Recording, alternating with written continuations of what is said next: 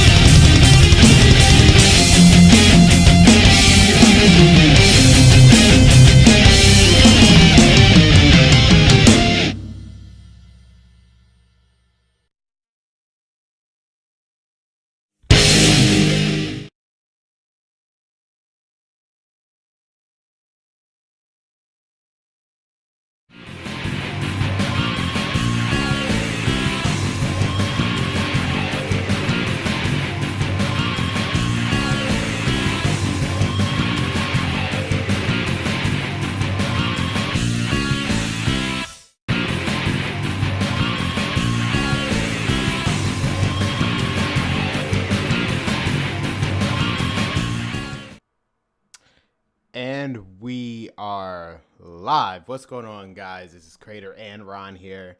Yes, Ron is here. You just see a black screen right there because he will be back. But yes, what's going on, guys? It's me and Ron here. We are back with a new episode of This Week in Wrestling. We are at episode 38. Yo, just dropping in while editing a video. Thanks, Irisane, for dropping by. I really appreciate it. So we already have Irisane. We already have 3 people watching, so we're actually off to a great start. Today, 4 people. Holy crap. 4 people watching. Of the brand exclusive pay-per-views, that is our main subject. We're going to talk about the breaking news. It just so happened it was rumored this whole week, but today WWE officially dropped the bombshell news about the whole dual brand pay-per-view thing. But before we go any further, hey, if you want to support the podcast, we have 2 ways of doing it. You could either be a sponsor, which will have exclusive sponsorship badges and live chat, exclusive access to sponsors only in live chat, and exclusive access to custom emojis in the live chat. Or you can super chat. Highlighted message in a chat stream that stands out, and your comment will remain pointed on top of the chat for a period of time. Any of those 2 ways, or just liking the video, or just starting in its chat box. I can't even speak clearly because it's been a long week, guys. It's been very, very interesting week for both wrestling news and outside wrestling news. Power Rangers, holy crap. That's all I can say. My sub goal as always is 6,000 subs. We have a year to do it. I'm currently at 3,739, and the donation goal is $1. So just because. All right. So let's start off the news. I guess we start off the main topic, the whole point of the video, so we can get right into it. The end of the brand exclusive pay-per-views. Let me just pull this up right now from WWE's website. I guess making much sense since they're the ones who announced it. But throughout the whole week, actually almost more 2 weeks, this all started around, dare I say, Monday. People who purchased tickets to the Backlash pay-per-view, which you did not know at that time, was a Raw exclusive pay-per-view, and did not know much about WWE, so I just used to use them to learn. Oh, so I just use these to learn. Oh, wow. Thanks, Irisane. See, Irisane said he learns about wrestling through our podcast. That's actually pretty cool. So, yeah. For those who are unaware, Backlash was originally a Raw exclusive pay-per-view. It was going to take place after WrestleMania. It was just going to be a Raw branded pay-per-view. However, this past Monday, I believe, Ticketmaster was telling people who bought the tickets, hey, guess what? Just a reminder, Backlash is whatever date. But then they gave a very intriguing announcement, I should definitely say that. And it said it will feature talent from both Raw and SmackDown. So that's just being a speculation. What the hell is going on? Is this the end of the brand split of exclusive pay-per-views? Because up until this point, besides the big four, which was WrestleMania, Survivor Series, Royal Rumble, and SummerSlam, all the pay-per-views were brand exclusives. Some of them were Raw and some of them were SmackDown, so they kept juggling back and forth. Dave Meltzer was talking about, they said, while it's a rumor right now, it does seem like it's the case because due to medium and low ticket sales, that's what was happening, and they feel as though by combining both rosters, they'll get the utmost ticket sales, the rise in viewership in terms of the pay-per-views, and just higher ranking storylines overall throughout the show, instead of saying like, wow, here's two of the top storylines, and then less is bottom or mid storylines. So this is all just speculations and rumors. People actually thought this was going to be part of Superstar Shakeup. Superstar Shakeup was going to take place at Backlash, which is why the SmackDown Superstars right there. I personally thought that as well. And then, right, it's just speculation this whole week. People saying this is actually true. And, Black Gary Mercer versus You Stun No Liar. Holy fucking shit. Black Gary Gaming, you're here. Yes, we will definitely talk about that. Well, I was actually going to be, it was either two news stories from now. I was about to talk about that. But, yeah.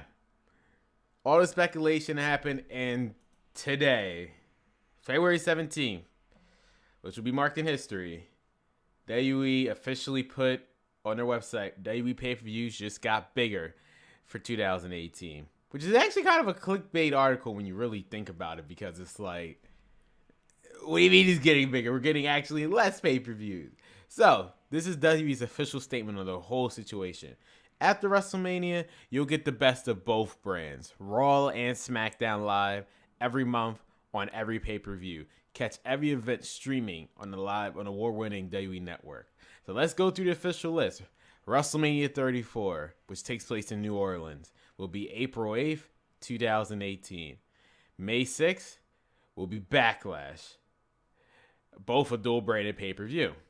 Money in the Bank, dual-branded now, which will take place June 17th, 2018.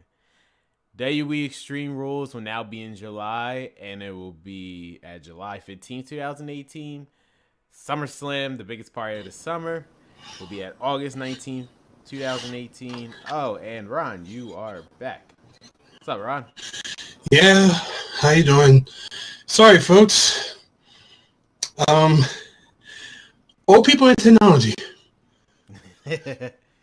No, man, it's perfectly fine. It's perfectly fine. My parents.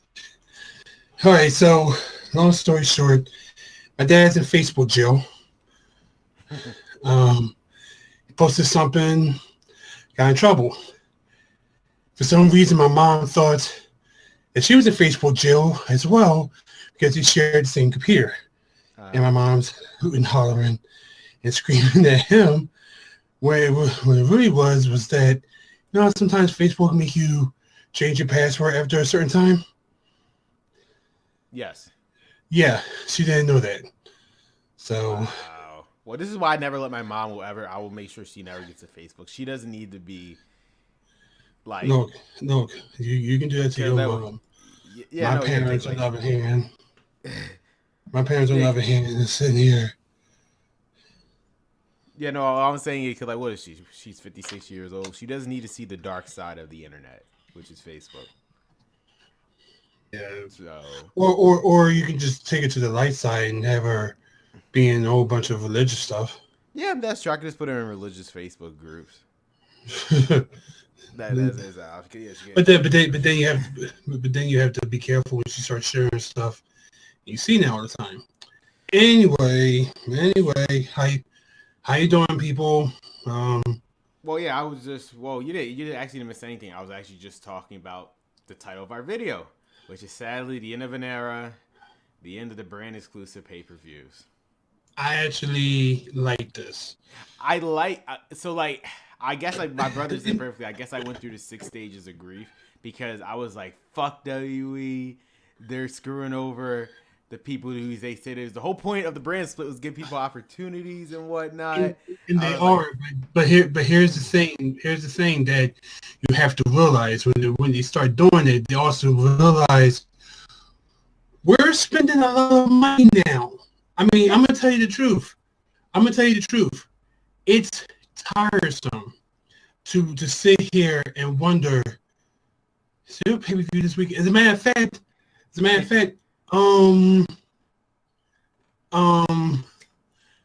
is a thing that I follow. You see me probably retweet them a couple of times on Twitter. It's called Visper Man Googling. Yes. It's on Twitter. And one of the things that he Googles that from October 16, which I laugh to this day, is actually pinned on their Twitter, is there another goddamn pay-per-view today? I mean, it's true because we was having what, 2 pay-per-views a month? Yeah, and sometimes it just seems. Sometimes sometimes we'll have 2 pay-per-views a month. Sometimes it's like you sit there, you're like, all right, there's Raw pay-per-view on. All right, cool. This pay-per-view was pre-ed. Got cleanse the palate, and then like a week, like 2 weeks after, it's a SmackDown pay-per-view. And like, but wasn't there just a Raw pay-per-view? Like, well, you see, now I gotta. Personally, that was never an issue to me because to a point, I understood what they were trying to do. These 2 brands are completely separate, so whatever Raw does then do what SmackDown does. Yes, the issue was it was every pretty much 2 weeks because technically, for a Raw show, they have a pay-per-view every month, which is a month is 4 weeks. So that's why it looked like we keep getting a pay-per-view every week, but in reality, they were just following their own schedule. Listen. It's maybe because I'm older than you. I'll be 33 in a couple of weeks. I say this as like I'm an old man. 33 is not old, but there are times where I feel like I'm older than 33. But my point that I'm making is that you sit and you watch. Here's how we look at things. We have a week of WWE. Okay, and it kind of goes between me and you as well, because there are times when like we go to podcasts, we have a pay-per-view. Yeah. Then we have Raw. Then we have SmackDown. Then we have NXT. The only days off we have is Thursday, Friday, and Saturday. Exactly. And only Saturday if there's not an NXT pay-per-view. Don't want the big fours. You know, but at the time it's like, and for fuck's sakes, with WrestleMania week coming up. Oh yeah, that's ridiculous. I don't know how we're gonna do that. Hey, we got.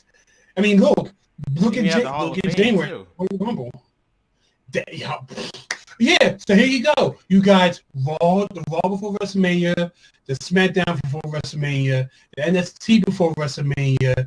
Whatever they're going to do Thursday, Friday probably going to be TakeOver because they usually move TakeOver to Friday, and then Saturday is the Hall of Fame, and then Sunday is WrestleMania. Then we got Monday, then we got Tuesday, then we got Wednesday. That's 10.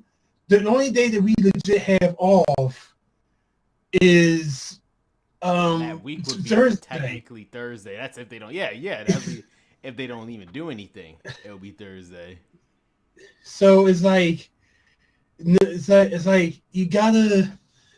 I look at this right here as a relief for the people who are getting burned out. It doesn't happen to everybody, but it does happen to someone like me, where you sit there and you go, "Oh my God, it's another pay-per-view this week," and I just so once again you see me here.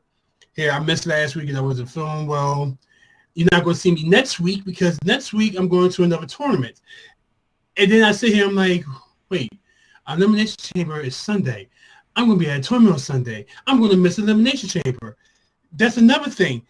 Sometimes I get sick of time missing pay-per-views because most of the time I'm going to a game tournament or I have something to do or whatever. So there are times where I sit there and I go, oh crap, I'm going to miss this pay-per-view because I'm not going to be home. Now, if for them to stop these dual brand pay-per-views, it actually spaces out a little bit. Yes, and I looked at the schedule. It's literally only one a month. It's basically every 4 to 5 weeks. and I'll take that. And also, another reason why I like this is because it doesn't look like I'm trying to word this right.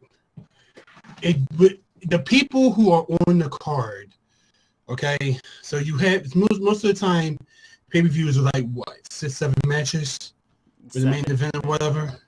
Yeah. Yeah. Okay. So at least this way, you'll have the people who you know is going to be on the card, and you don't have to worry about segments. Yeah. Stupid segments, stupid backstage segments that has nothing to do with anything. You just have your matches, and then you move on.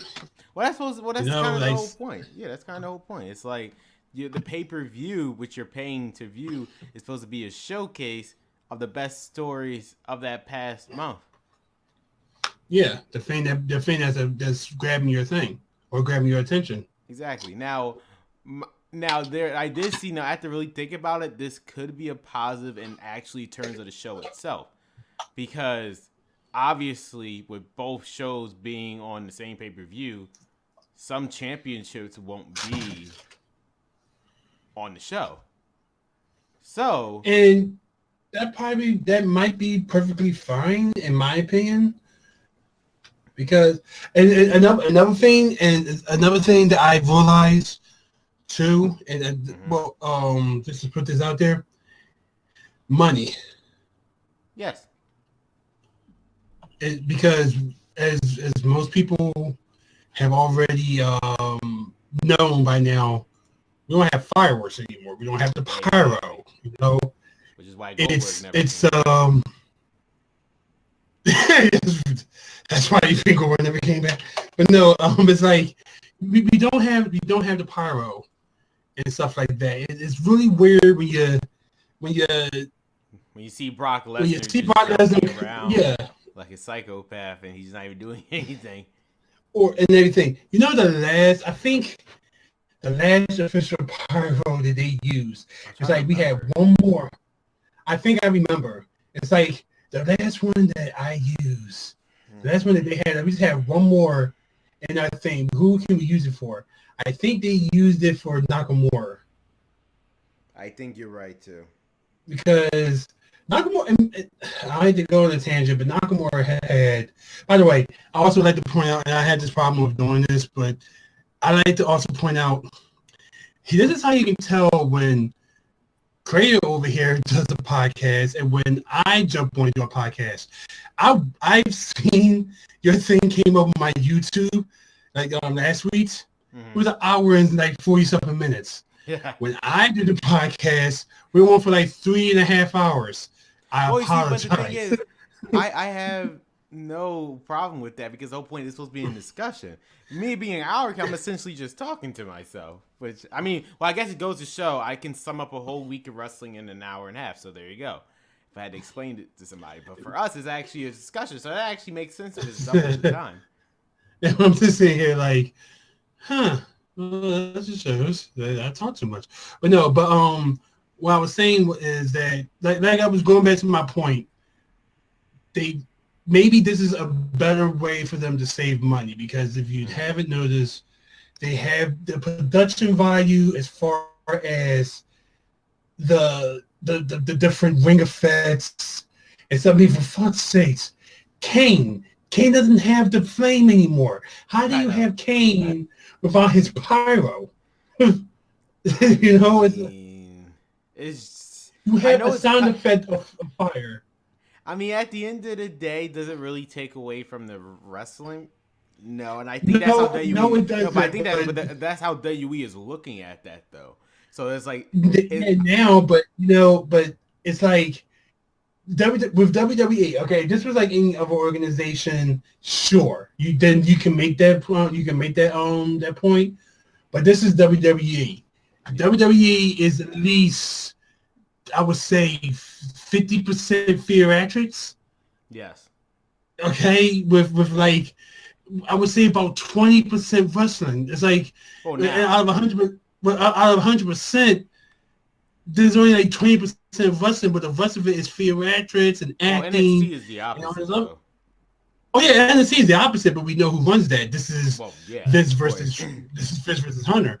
The point I'm making here is that you go okay, if you go to see Hamilton and you get the half-ass version of it, and you spent your money on a half-ass version of Hamilton, how would you feel? I would feel like I got gypped. Exactly. So how do you think certain people felt like when it's like, okay, Kane's about to come out. All right, here he comes. And you don't get the flame, you get a sound effect of flame. Or what if the Dudley Boys came out, but you don't get the pyro of the Well, Dudley that's what Boys? happened. We saw You that get at a Raw sound 1000. I mean, we saw that at the 25th anniversary of Raw when they came out. yeah, Nothing. nothing, exactly. Like, we can't afford the Dudley pyro. It was just a nice string of I know. fireworks just going shh. We can't afford that anymore. No, You know, like, guess not. here's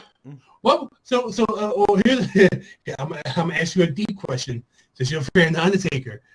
What if the Undertaker can't afford the Undertaker's lightning bolt effect anymore? Well, I mean, maybe that was the reason why he was in the Manhattan Center that day, because Because he they can't afford realized it. there was no point. Yeah, so they was like, well, the Manhattan Center, nobody has special interests of anything, so it didn't matter. So maybe, no, I mean, that would explain a lot in hindsight. They can't afford the fog. They can't afford the big extreme Yeah. fog machine that used Well, they to gave it to go Aleister Black. bad That's back on why. They Raw. let Aleister Black use it. So wait, hey Alistair, can we borrow your fog machine real quick? Yeah, because it seems like Technically, he's the only one that has like a cinematic entrance now. More besides Sanity, they're the only other people to have like a cinematic entrance.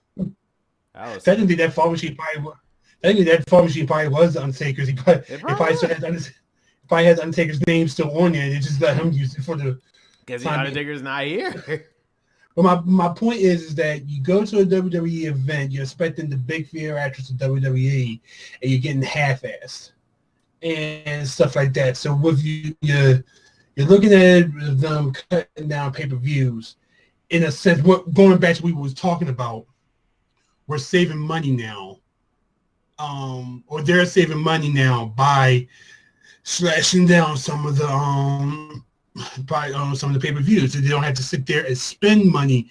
And it's not like every wrestler has a big entrance and stuff, but like I said, Kane doesn't have his pyro. AJ Styles doesn't come out to his big boom anymore. You know, it's like for fuck's sake, all we had to do now is get the big letters to just say boom going past every time. They pretty much did that with the New Day. I think they don't Raw. I died. Yeah. But Remember Power Rangers ABC? That's what it reminds me of. well, because it's so dumb. It's basically WE sing along. But we'll talk about yes. that when we get to the shows. First Please, I want I got something to say about that. Yeah. So before I get my final opinion on the whole dual brand thing, Ashton White in the comics said, John Cena versus AJ Styles versus Roman Reigns versus Dean Ambrose for the World Heavyweight Championship. Now, I don't really know what you mean because the World Heavyweight Championship doesn't exist anymore. Maybe it seems like it seems like the person got finished playing that 2K18 and just did like a mode. That sounds like a mode match. Yeah, I got that. I said, yeah. Like, I mean, it won't happen in WWE because the World Heavyweight title doesn't exist anymore. How about this? To answer your question, send this to Creator on in his email. He'll play it onto WWE 2K18 with all the computer, and he'll simulate it, and then he'll record it, and he'll let you know who wins by subscribe to his YouTube. And what you can do, Creator, you just that's actually a great idea. I mean, Ashton White, do you want to see what happened in 2K18 with John Cena, Styles, Romans, and Ambrose? And I even put the World Heavyweight title because I do have it in the game, so yeah. And then Black Area Gaming said, or they could just release Lesnar from his multi-million-dollar contract. That would save money. I mean, to a point. See about that. You're almost right there, sir. Because can we talk about the next thing? Oh, There, which is I don't know if you saw it. I saw or it. what? Yes, apparently the rumor is that because we all know that Lesnar's, and it looks all right. So the rumor is that yes, he's not going to renew his contract after WrestleMania, but he also may not be going to UFC. He might just be retiring from all contact sports altogether. Well, with the amount of money he made in the past, 6 years in WWE, now he might as well. Yeah, and also, what's the point of him going back to the UFC? I mean, he is in his 40s. It's not like there are people there who are not in their 40s who can still fight. But at the same time, it's like you just said, he made his money. Yeah, he's done everything. He can job out the Roman at WrestleMania, which he will, and he's good. I think that's how Lesnar sees it. So pretty much after this WrestleMania, I say he might have one more match, maybe a rematch, maybe if he wants to, because he has all control of everything. But don't worry, we have the next Brock Lesnar in terms of gets the highest pay, and his name is Dolph Ziggler for some reason. But I'll get into that in a second. So let's get into that now. He has his contract is up there near Brock Lesnar's. Looking at this website that I just before I said it, he is actually if the rumors are if the numbers that people are throwing around are correct, then he is the third highest paid wrestler in WWE behind John Cena and Brock Lesnar. How the hell did he? He beat Triple H. How? Well, Triple H is. I'm counting Triple H's only wrestling contract. I know he makes more overall, but he outbeats Triple H. Then how did he? Good for him. He knows how to talk. Big deal to WWE. Okay, because I think WWE's not stupid. They know they know how the value of Dolph Ziggler has went down dramatically over the years. But the one thing he can do, which he's done time and time again, is to put other people over. And I think they know that. Nobody else besides... And they probably don't want him to go to New Japan. Exactly. There's only one other person I know that they're willing to lose just to put them over, and his name is Chris Jericho. But as right now, he's not here. So... Dolph Ziggler is the only other option, and I think they know that. Yeah, Black Hair again. Yeah, you're right. From what I'm hearing, he's earning $1.5 million per year. And that was what I was hearing. And he's allowed to do other side projects as long as it doesn't conflict with his TV schedule. That's what I heard. He's allowed to do other. Which means he can probably come out with his comedy special, because I've heard that he's been trying to make some sort of wrestling comedy special. I did hear about that, yeah. So some people that don't know, probably never heard or don't remember, he's actually a comedian, a funny one at that, because I have seen him do some things. So he's a funny guy. I mean, even with that short network series, not even network series. Geez, that was pre-network WWE. When it was like when YouTube was their main thing, they had a WWE download thing, and he was the host of it, which is pretty much like Tosh.0, just WWE, and he was the host of it. And he was actually pretty funny with it, so yeah. Yeah, but he actually does do stand-up comedy, and he's actually pretty funny doing that stand-up comedy. So, Ron, what is your favorite brand? Ira Sane just asked that. What's your favorite band? Band as in... I don't know. You just said band, so I'm assuming you just said... What's your favorite band? Because, I want to make sure...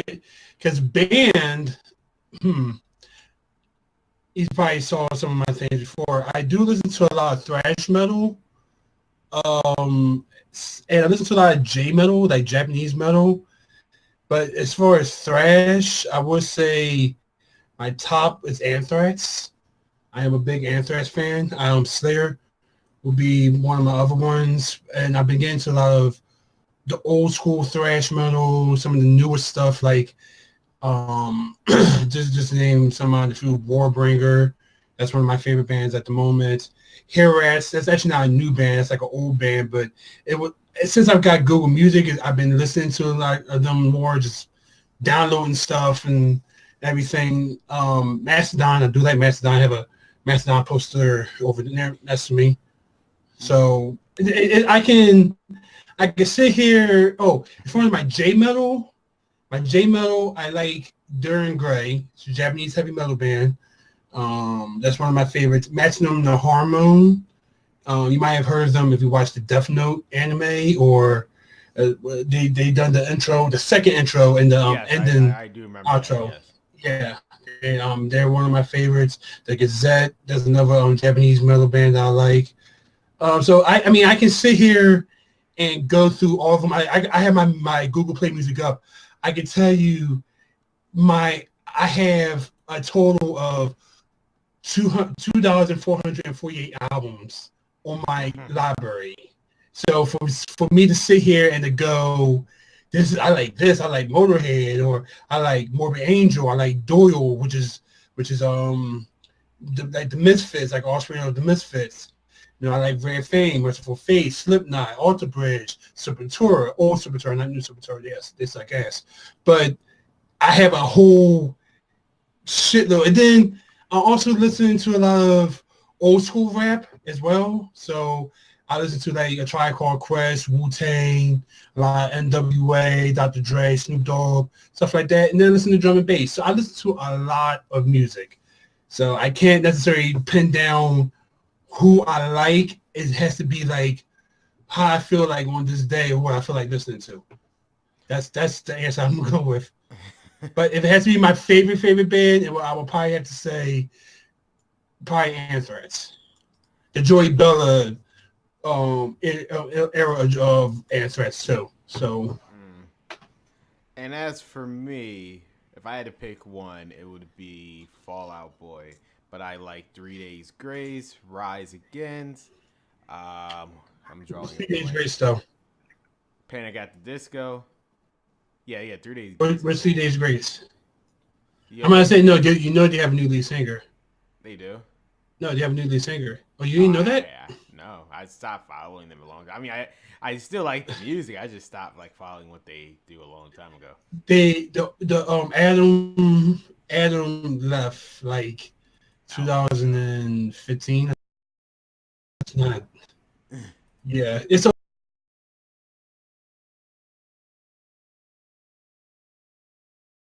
Black Veil Brides. So, Ew, you like them? Yeah, somewhat. Ladies and gentlemen, this is the last time we're going to be doing this podcast together, because I feel like I might have to. I fucking hate that. I mean, it's not like they're my favorite band. I just like some of their music. I don't personally. Then again, I can sit here and listen to Obituary, which is a death metal band, but I like baby metal. So. Okay, so before we move fully dual branded thing, sadly this marks the end of some of the pay-per-views like No Mercy, Great Balls of Fire, and I'm drawing. Whoa, they get rid of Great Balls of Fire? Oh yes, no!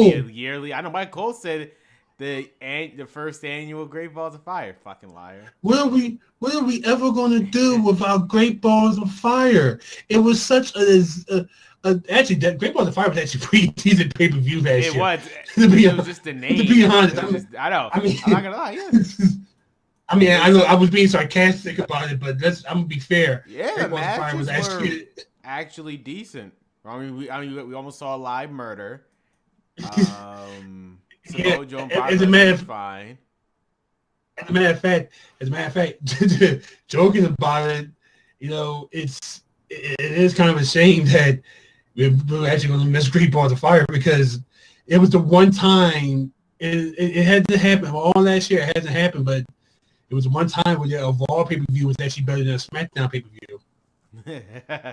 Which is true because usually SmackDown had the better pay-per-views. Yeah, because that Battleground pay-per-view for Philadelphia, Jesus. Yeah, exactly. Because the Battleground pay-per-view was pay-per-view for Great Khali. Well, it was a Battleground, right? It was Battleground. No, it was the same month. No. I'm saying we're losing Battleground, right? Yeah. Oh, yeah. I forgot. I was drawing a blank. I knew I was drawing a blank on one of them. We also lost Battlegrounds though, and I understand why. Great Khali was the end. I was going to say, can you see the fact that the last Battleground was in Philadelphia and it had a Great Khali close out? I'm like, Jesus, man. I understand. So there I completely understand why you want to get rid of Battleground. Y'all don't want people to remember that, and I completely understand why. Because the Great Khali, Jesus, what a month that was in July. So yeah, I mean, any of those pay-per-views you're gonna miss personally? I mean, we already said Great Balls of Fire, but I'm gonna say Great Balls of Fire. I'm not gonna miss I'm gonna miss Battleground like I missed the AIDS virus. I mean, I like No Mercy when they brought it back. I mean, both of the two pay-per-views from the past 2 years that they had were fine. I mean, we had that blow off between Dolph Ziggler and The Miz, that was fine, and then for Raw we had that good ass Raw tag team match between Ambrose and Rollins versus Sheamus and Cesaro when Cesaro got his 2 teeth punctured in. Oh yeah, 2 front teeth. Yeah. So, that was. Other than that, I mean, Payback was whatever, and yeah, but Battleground, no, I can. Yeah, that was. Why they had to leave that with us though? Jeez. Philadelphia was the same reason why. All this time for 3 years, we have Roman Reigns win at Philadelphia in the Royal Rumble, and they're about to do it again. But it didn't matter because he's going to WrestleMania. He's going to main event WrestleMania anyway. Don't you find it absolutely hilarious? For 3 years straight, Roman Reigns has never won the Royal Rumble. He has yet to win the Royal Rumble again, but he somehow managed to main event the show. How does he keep doing this? It's almost as if the Royal Rumble is pointless.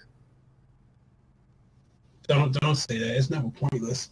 It's just they should just take away the part where it says main event WrestleMania because it never happens unless you're Roman Reigns. Clearly, I mean, well, you're still main event. You're just. I mean, yes, I know that the definition of main event has changed. It doesn't necessarily have to be the last match, and I do understand. But come on, like seriously, you're still main event. You're just main event for your brand. Sure, I guess. Why are you? So yeah, what did I say that son? Your main event WrestleMania if either Roman Reigns is a champion or yeah. Now the one thing I want to say, and then we'll move on. I just can't wait for November and December this year. Because guess what? November Survivor Series and December's Clash of Champions. So I'm just waiting for Michael Cole to be a hypocrite when he kept saying Survivor Series was the only time of the year when Raw and SmackDown go head-to-head in competition.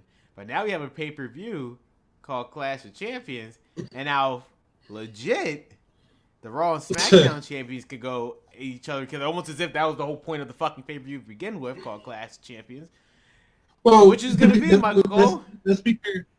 Let's be fair for a second. To be fair, December was a time where everybody in WWE was dying. Yes. And they didn't know what to do. Really, it's like you sit there and you go, all right, so we have this match down, we have this match down, we have this match down, and then that's where you know everybody's dying for a month. So, all right, crap, we can't have this match down. All right, so let's just move this around. Crap, we can't do that either. He's dying. All right, fine. Then I have AJ Styles versus Brock Lesnar. What about Survivor Series? Look. I know what I said, but we're kind of in a It's the only We're time kind of of in a bad year thing here.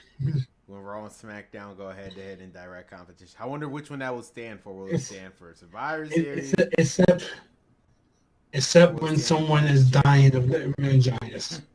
It's the only time. It's the only time of all SmackDown go head to head, except when half the locker room contracts meningitis. Then we have no hope. What is Fortnite, Ron? Is that a game? Fortnite. Fortnite. Do I you plan think that's on a. play Fortnite? Hold on, let me see what that is. I never personally heard it myself. I was saying, oh, it is a game. Fortnite. I'm pronouncing it wrong. I know I'm pronouncing it wrong. Oh, it's a shooter game. I don't play those like. It's a sandbox game. I actually don't play these type of games. The type of video games I play is fighters, like Street Fighter, Tekken. I'm actually going to a tournament next week. I'm going to lose my ass off because I haven't been practicing like fuck. But whatever, it was a free tournament. But I'm going to I'm going to be going to a tournament next week. So mainly the main type of games I do play is fighting games. And then one game I do play other than fighting games is Overwatch. That's one of my favorite games I play. But other than that, Fortnite never really. I've heard of it. I don't know. I might look into it one day. I've heard some okay things about it from friends. Gotcha. So any thoughts, Ron, on the Rey Mysterio versus Jushin Thunder Liger match? Yeah. remember that Vince McMahon Googling thing Yes. I told you about? All right, let me go back. He said something about this. Give me a second. Let's load the page. And it's loaded, and then we're going to scroll down. Because he actually said something about this, and it was right here. In all caps. Why the fuck are veterans so goddamn ungrateful? You booked them strong at the goddamn Royal Rumble, and they turned their backs on you. Jericho started this. Fuck him and his shitty cruise and his bullshit one-match New Japan defecation.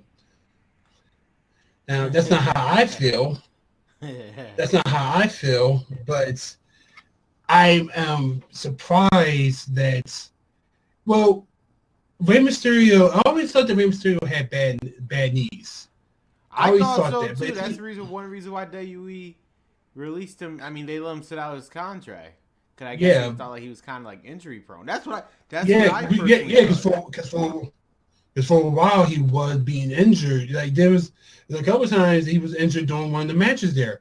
So I'm sitting here thinking that he's like really injury prone, but suddenly since 2016, early 2017, he's been doing well. And as you saw at Royal Rumble, he looked like he was fucking jacked.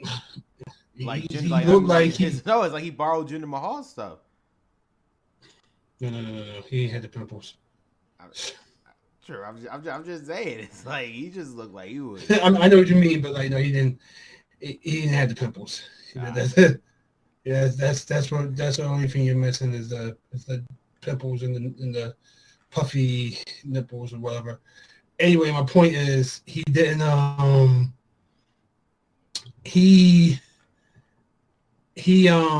looked younger. He looked like he could still go. So Joseph Liger is in his late 40s, about to be 50, I think. I think he's just about 50. I'm not 100% sure, but he fought Tyler Breeze like what 3 years ago, and he was like 47. I do remember that. I also don't think that was that. I don't know if that was that real Joseph Liger. I don't know. I mean, they were saying he was, but I mean, like what? Like you think? And you want to wear the Liger mask to call himself? True. No, and you're 100% right. I just, I don't know. I mean, for fuck's sakes, you gotta remember there was a super. What was his name? Super or Ultra Liger? Yeah. I think it was Ultra Liger, and that was Chris Jericho. And you're right. Yep. He's 53. Damn. He's older than fucking Undertaker. Also, his birthday is coming up March 3rd. I didn't know he was He's Pisces. 54. Oh no, I'm sorry. I'm sorry. That was his debut. Okay. I'm about to say. I'm gonna say he's 53, but his birthday is March 3rd, 1984. He's a year older than me. No, he was born November 30th, 1964. My mom's older than him, but that's not a thing. So was my parents. But other than that, Jericho. I mean, not Jericho. Jericho going to New Japan. He can go ahead and do that. The thing is with Rey Mysterio, that was just a one-day thing. He wasn't necessarily signed back to WWE. A lot of people thought he was, but like one time thing. So they are hinting at the fact that he may come back because they did release those fantasy warfare things that they usually do, and it was him against AJ Styles. I mean, again, WWE don't do something without a purpose. That's all I'm saying. You're right, but I just don't see at this moment right now. Yeah, well, yeah. I wouldn't say anything to like SummerSlam. You'd be lucky to see him at SummerSlam. Yeah. But it's like, that's what I'm saying. I was like, usually WWE, they don't put out stuff unless it's for a purpose. So the fact that they put that out yesterday, I mean, it says something. And also, Joseph Liger doesn't. I mean, also, I don't see Rey Mysterio wrestling in New Japan long term either. Yeah, it's probably like the Chris Jericho deal where it's like a certain thing. I guess because the whole Chris Jericho thing was so successful, they figured, okay, Rey Mysterio, they'll get these dates. I feel like the purpose of what New Japan is doing is just, again, they're probably trying to get like an American deal over here, aren't they? Well, also, this match is not happening in Japan, it's happening in America. That's my point. New Japan comes to America. My point. Which I really wish they come to the East Coast, but it seems like they're just staying in the West Coast right now. They've done this last year because the success last year with their G1 thing for with the whole United States title and stuff. They seemed like that was they seemed like that was their that was their thing. So the biggest thing is they're just trying to do it again. They're trying to make it as big as they can, which you can't help but to respect them for that. Now, before we move on from the news section to Monday Night Raw, I was saying you said, hold on, let me pull up the comment. You said, where did it go? I just had it. Okay, here we go.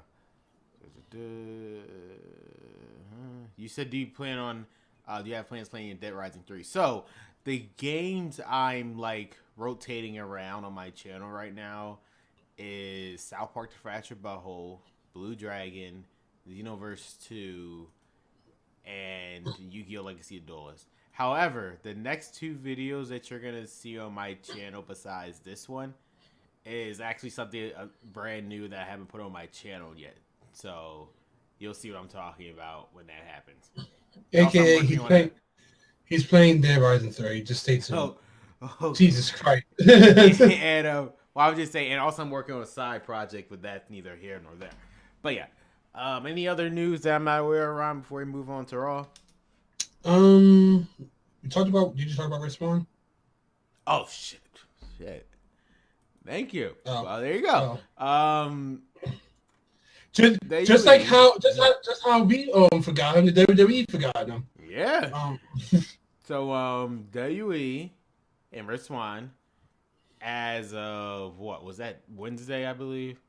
Thursday. It was actually Thursday. Okay. On Thursday, they officially announced they had parted ways with each other. Now, that is actually a completely different meaning, and means that he wasn't released. So it's not like we said, okay, buddy, it's time to go. Both parties had a discussion, basically, and they mutually agreed, okay, let's end the contract. And unlike Enzo Amore, they actually wished him his best.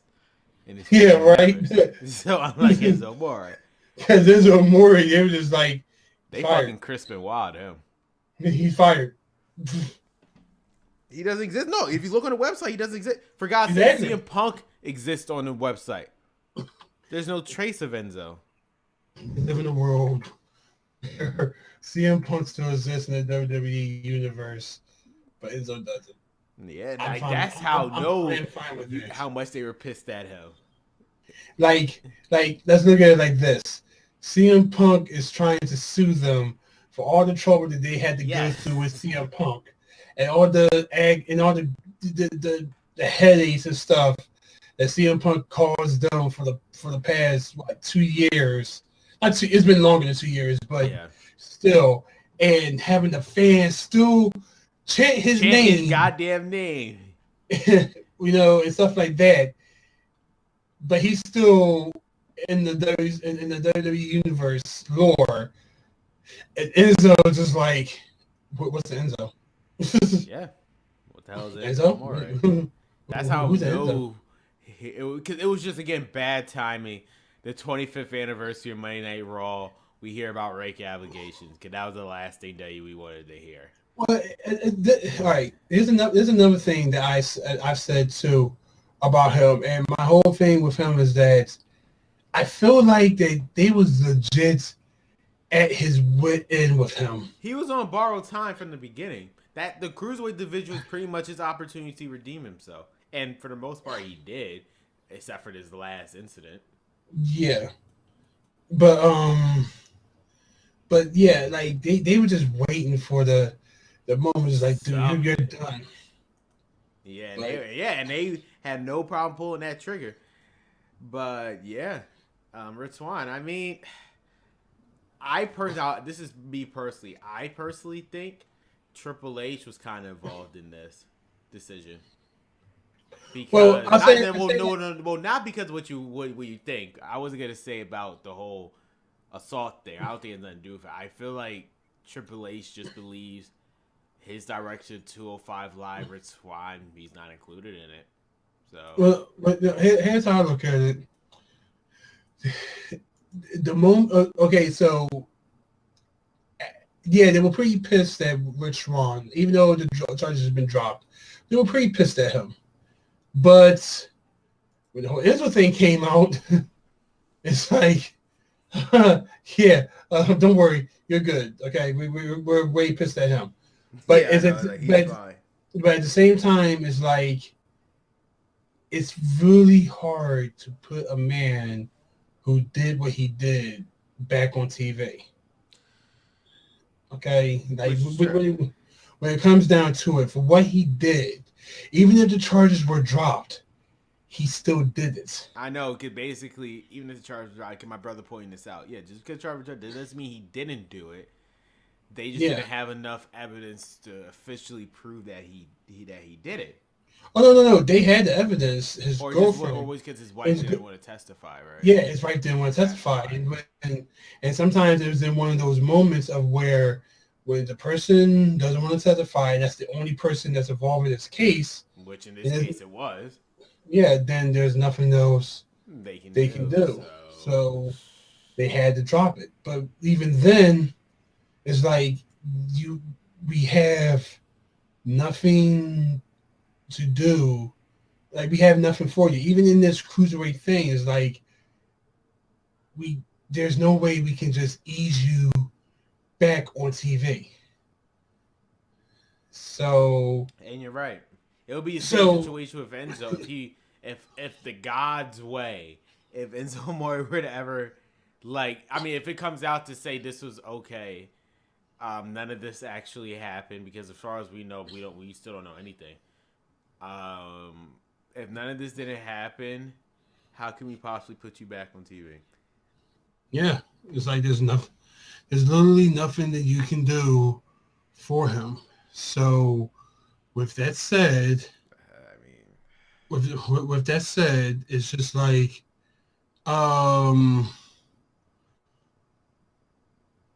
it's just like, what can you do other than have me sit here backstage, and probably not even backstage? He was probably at home all the time. It's like, what can you do to sit here and be like, yeah, let's do this, or yeah, let's do that, or whatever. He was just a PR problem now, and since Yeah. WWE has investors, that's like they're not gonna risk losing their investors over one guy. And I don't mean to like say this as an insult, but someone from the cruiserweight division. You think they're gonna no, like seriously? It's like you think they're gonna risk that for someone like him? They're not gonna do that. But it begs the question. I want to ask you this, Ron. If none of this would have ever happened, how do you think this is the thing that's gonna burn me to death?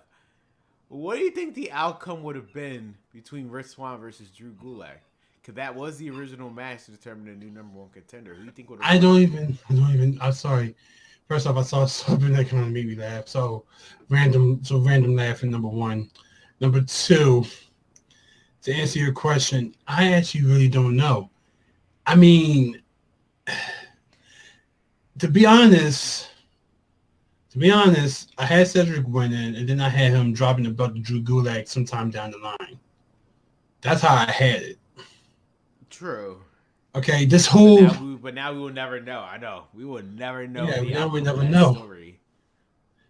It's amazing. I was talking to this with one of my friends. It's amazing that that whole storyline just like... Because you got to remember... All this was for the number one contendership. But it was actually good though. Remember how it went. Remember how it went. It went from like, okay, tournament to a number one contendership to Enzo Amore's championship. Rich Swann won. Rich Swann is not. It was like Gulak won. Yeah. Yeah, it was everything, but it's like, and then the Cedric Alexander won. But then Enzo is not even the fuck there anymore. So now we got to start we had to hit the complete reset button on 205 Live. Literally. And so far, for the past, this is week 3 now? And especially after this week, Triple H. See, why can't they just, after 205, I feel like Vince McMahon, after see what Triple H done with 205 Live, he just give him the company. For fuck's sake. He was able to turn this show from a year of disaster from a year ago. He just turned it around. Just like in 3 weeks, he just turned it around. I'll say 2 weeks, actually. In due time. I'm just saying, it's like at this point, just give it to Triple H. Holy shit. Vince McMahon's only 75. Only 75. Yeah, you're right. 75. Just give it a little bit. Just hold on. Just hold on. Almost, I know we're almost there. Okay. He can't live forever. No, I hate to say that, but he can't live forever. And it's either going to be the Mitchell's going to hit, or he's going to fall down the steps. Well, I mean, he fought God, so I mean, he might have immortality. Remember that tag match? I'm pretty sure he's going to hell for that. No, it was my favorite whole thing about that is that when they was in the church, and when Vince McMahon said, "If I'm lying, God shall strike me down lightning right now," Shane McMahon literally took a step back. That will still always be the funniest thing to me. Cause Shane knows better. He was like, "Oh no." He just took a step back when he said it because he's like, yeah, he knows. Jesus, no. But, so let's talk about Raw for a second. I was saying I'm thinking about doing my own podcast about Dragon Ball, but I don't have anyone to do it with. So also trust us. There are like 700 effing Dragon Ball podcasts out there. Why have another one? But I will say this: Dragon Ball AF looks really awesome. I feel like I remember that. Okay, I don't know if you saw the news, but it was actually a bunch of Dragon Ball Z news. I know we're going to get back into the thing, but there's a bunch of Dragon Ball Z news. Number one, for those who play Dragon Ball FighterZ, they announced Broly and Bardock as the new DLC for Dragon Ball FighterZ. And if for those 7 people who still play Xenoverse, you have Jiren coming out. You have 17. Android 17. a female female saying God, I think it is, and Yeah. that was for the pictures, and Bikini 18. Wow. But also, it just kind of correlates. It's going to correlate with Super. They also announced that I think around the ending because Dragon Ball Super is almost over. Well, God hates the They world, doesn't he? you just saw it. I'm just saying, like in general, the fact that Dragon Ball Super is ending is just God Well, really hates. no, they're coming back, but this story arc is almost done, and then they're taking a break. They come out with a movie, and they're taking a Yeah. break. But they did show that who you I'll just say F it. Ultra Instinct Yeah, go no. I already Goku, saw the pictures. Trust me, I already saw the pictures. yeah. Yeah, he's going full all the way Ultra Instinct silver hair. He's that character is also going to be on Xenoverse. The reason why I say AF is because those are the kind of things that we saw on AF. AF was this made up thing that everybody thought was going to happen after Dragon Ball GT that Yeah. people were talking about since I left high school. And it's a picture of Super Saiyan. Look it up. Go on Google and look it up. It's Super Saiyan 5 Goku Oh no, with no, yeah. I seen pictures of that and stuff, and it's like, yeah. And everybody thought this was a real thing, and it was never real. It was not a movie. It was just someone's imagination. It just made up. Because at the end of GT, Goku leaves Earth, and apparently this happens like years upon that. He's supposed to face Broly in space. Broly end up becoming Super Saiyan 4, more powerful than Goku, Super Saiyan 4, and then Goku gets pissed off and he turns Super Saiyan 5 with silver hair and all that. No. That's what this super thing reminds me of. It's like, oh, so this is basically Dragon Ball AF now. yeah, and we'll see. I mean, I guess we're finally kind of getting our Super Saiyan 5 that we always wanted, I guess. I lost count. But anyway, We'll see. let's get into SmackDown. We mean Raw. Yeah, let's get into something. I'm sorry. All right. So Raw, which transitioned to the Raw logo. There you go. Raw, which was mainly about the second chance fatal four way. At the time was a fatal four way to determine who had the last spot in the Elimination Chamber match. We started off the show with John Cena coming out, and again, John Cena, who is he fooling here? He was saying how he has to win this match because if he doesn't win for the first time in 15 years, even though he appeared, whatever, he might not have a WrestleMania moment. Really, Cena? Is that so? It's Well, yeah, you have to look at it you have to look at this whole situation on his point of view. His point of view is pretty much like, guys, I can't face the Miz all the time. Please, I need some time. See, okay, I haven't had a main event match in like 5 years. Guys, please, they're not giving me anything. I just need something. well, I mean, but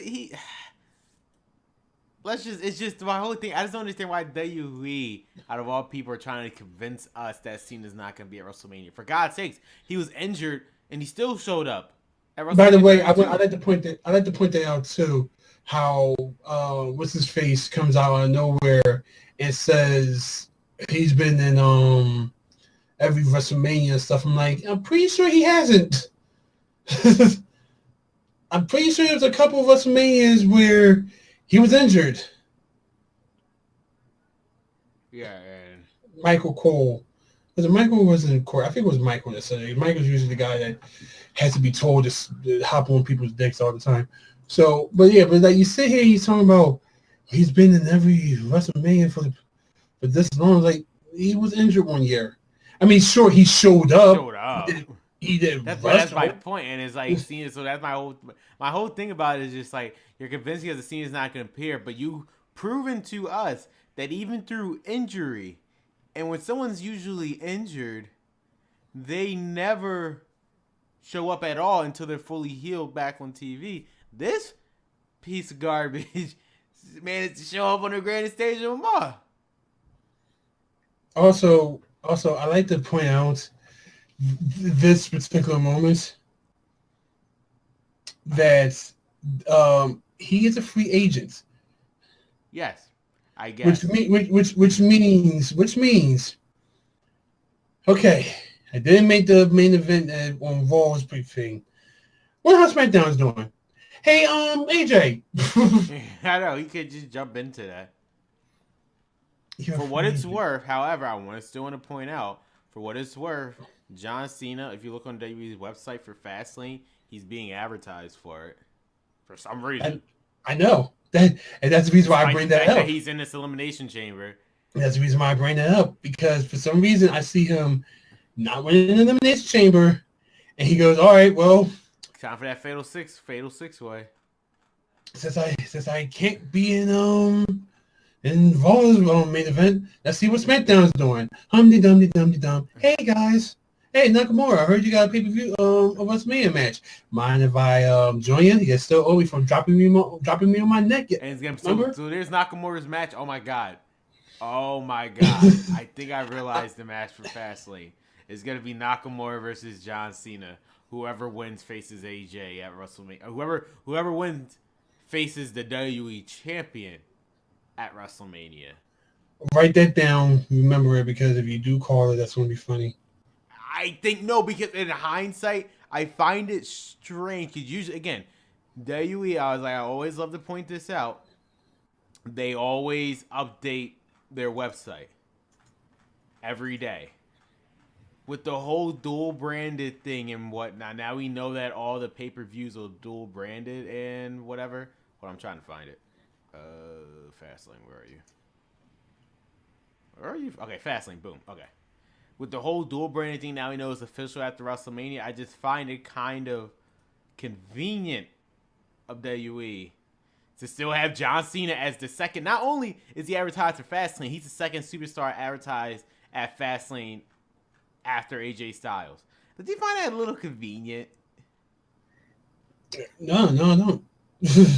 That's why, like I said, I feel like he's going to lose in Elimination Chamber. If he wins the Elimination Chamber, fuck me.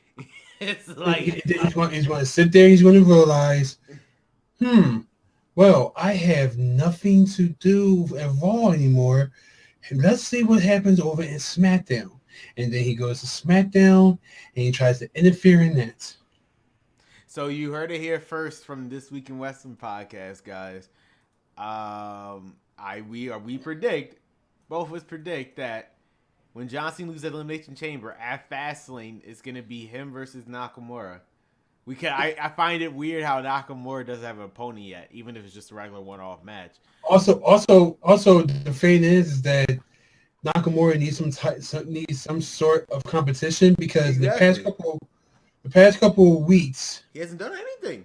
No, he hasn't. He's been in a couple of 6-man, a couple of tag teams, but like for the longest time, his WrestleMania is set, and I'm pretty sure they're going to be like, now hold on there, player.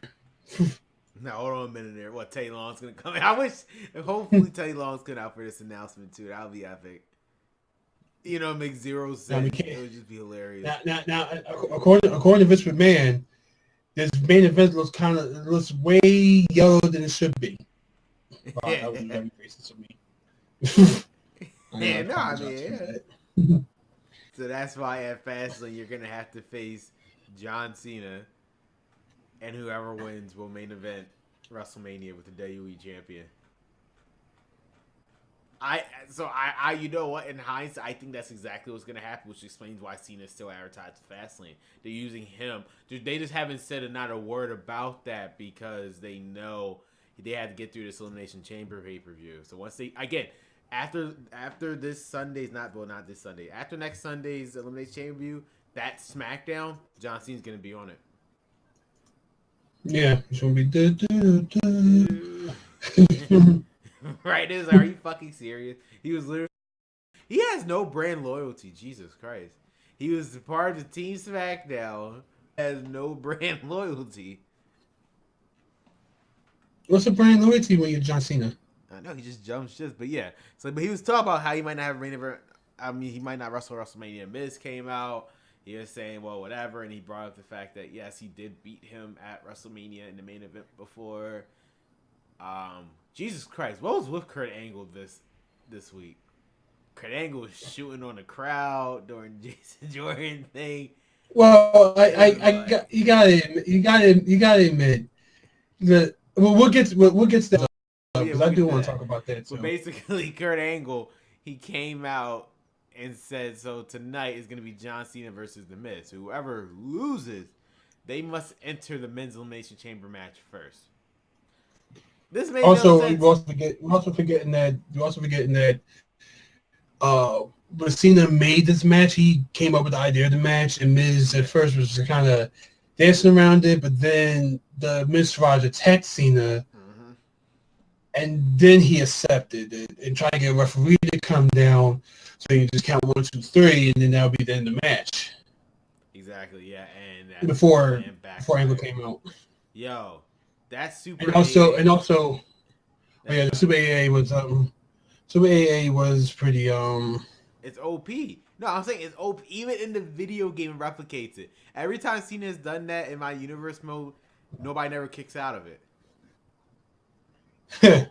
That the Super AA off the top rope. It's like, are you serious? Nobody has kicked out of that. It's so freaking OP. But yeah. So Cena obviously won. Cena won, LOL. And the Miz has to enter first. Now, how does this make any sense? Because it's not like he's not the only one at a disadvantage. There's gonna be another person at a disadvantage. Well, yeah, but it's sort of like I really see the understanding of emphasizing. It's not a disadvantage. It's also, think of it the same exact thing as Royal Rumble. It's not a disadvantage, and whatever. Like, yeah, it could be a disadvantage of going to number one, which means you're going to be the most tired, the most used person in the thing. But what if you pull a Shawn Michaels? Oh, and enter at number one and win the whole goddamn thing. Yeah, because he did it both Royal Rumble. Who also entered at number one. Yeah, but yeah. Yeah, but I don't know if I don't have the camera on you. Yeah, but for certain circumstances, we probably can't say the person's name. But yeah, there was. I always love how the Royal Rumble by the numbers video, they always say the same number of participants who entered at number one is also won the same amount as number 30. They always show Shawn Michaels and they skip straight to Undertaker and John Cena. It's always they had their reasons. Yeah. But Shawn Michaels also won Elimination Chamber like that as well. Yeah, he ended at number one. Okay. He actually won the very first Elimination Chamber. Yeah, as number one and won number one. So and became the world heavyweight. If the Miz can do that, you can hear him brag the whole time about him doing it. Brock Lesnar. He'll worry about that afterwards. Let him have this. If he does win, let him have this notch on him. Let him have this achievement. I should be that one guy if I ever would have bid on this. I was be the one guy to bid on Elias, even though obviously everybody's bidding on Roman. I was bid on Elias, and just for some reason Roman got popped the same day Elimination Chamber, and they give it to Elias. I was said, I get all the money. Maybe I would say Strowman because I feel like Strowman's going to break. Strowman's going to do something that's going to break something. I bet you. In the chamber, he's going to break the whole chamber. He's going to break the lid off. He's going to break the top off the chamber somehow. Here's how I see what's going to happen before we get to the second thing. Strowman is going to get angry. His pod's not going to open, or someone's going to lock his pod. Yeah. And then he's going to punch the whole thing. And it just shatters. Yeah. So no, you're right. And it's just like Jesus, just Man, oh man, it's gonna be sad when Roman wins. But up next we have now. See, this is so confusing. The Revival versus Luke Gallows and Carl Anderson. Who the hell are the faces and who the hell are the heels? Well, technically now they do have, even though I feel like it's kind of a mistake, but okay, but they do have Balor Club as faces now. Faces now.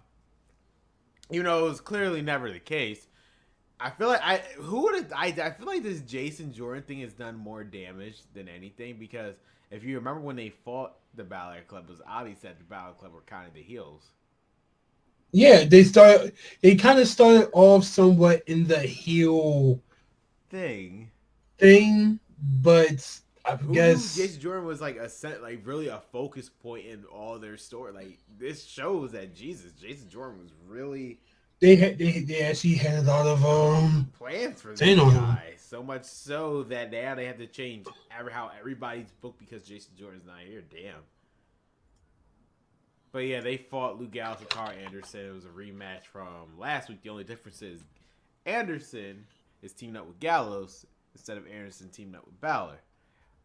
Before the match, Revival actually attacked them anyway, and they eventually end up getting the win. And now they said in an exclusive interview that they look forward to facing the Raw Tag Team Champions Sheamus and Cesaro eventually. So we possibly might get that eventually soon. Possibly at Wrestle. I mean, as of right now, where do you see the Raw Tag Team titles at WrestleMania? Another ladder match. I actually don't know. Because when you don't have the same amount of tag teams on Raw anymore than you do last year. Like, what were the tag teams that we have right now? You have Sheamus and Cesaro. You have Revival. Titans Worldwide. Slayer and Rhino, but we haven't seen them in like the point is 2 weeks. We have a lot of tag teams of Raw, but there's only 2 of them are actually like credible. I see. Okay, so yeah, like they're because we actually have like what 5 teams on Raw currently that are not injured, but the whole thing is like they're not. There's only like 2 of them that are credible. And I'm really stretching it with Gallows and Anderson because up until 2 months ago, they were just jokes. And so really the Revival seems like the only alternative to main event. Well, not main event. Be part of the Raw Tag Team title match at WrestleMania. So. Yeah, I don't know. I feel like that they really had this plan laid out for the long run, and people getting injured. Yeah, it must suck when they tell you that they have this plan for you up to WrestleMania, and you have to pretty much just play the role and contain yourself, and then you get injured to a point where you can't even make it. Exactly. Like, it really does suck. And I'll get into more of that when we talk about Kurt Angle. When you're talking to the fans. Well, that was actually the very next thing. Raw General Manager Kurt Angle addresses the crowd on events. So first things first, so we get this out the way because Kurt Angle literally did the same thing. Ronda Rousey was signed a Raw contract elimination chamber. He feels. Which, by the way, that's actually also bringing up rumors too. You know. Yeah. Just said so. So yeah. So I mean, he just phased that off like that was not important. So the real important thing is Jason Jordan. So Jason Jordan had a legit injury, as we already know about. They played into a storyline instead, but he actually had a legit injury, and because of that, he will officially risk. I did joke. This WrestleMania. I did joke. And say that, like father, like son. Yeah, broken freaking neck. And then, in a bizarre way, Kurt Angle did like a shoot on the crowd. Well, yeah, I mean, it's not really a shoot, but it was a shoot. But he's right. You have to. I know we're You dicks. gotta I know, look at it through his thing, and I do want to talk about that. Listen, I'm not the biggest fan of Jason Jordan either. Okay, I thought he was annoying. I also did think that he was trying to be the annoying brat's son. That's like, if he was my daddy, he'll let me do this and everything. And it almost looked like he was going down that path, which would have been fine for me because that actually is storytelling. He's being a brat, but first things first is he's a human being. Okay, and he's out there legitimately breaking his neck for the audience. If you hate him, if you love him, that's fine. There's a lot of people who say they don't like Jason Jordan because they find him annoying. Well, he's doing his job. Okay, that was his the whole point.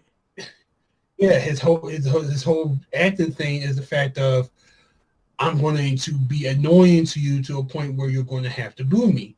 I'm not going to listen to y'all because, whatever. I still think I'm a face, but I'm going to still do what I do. Turns out he got injured.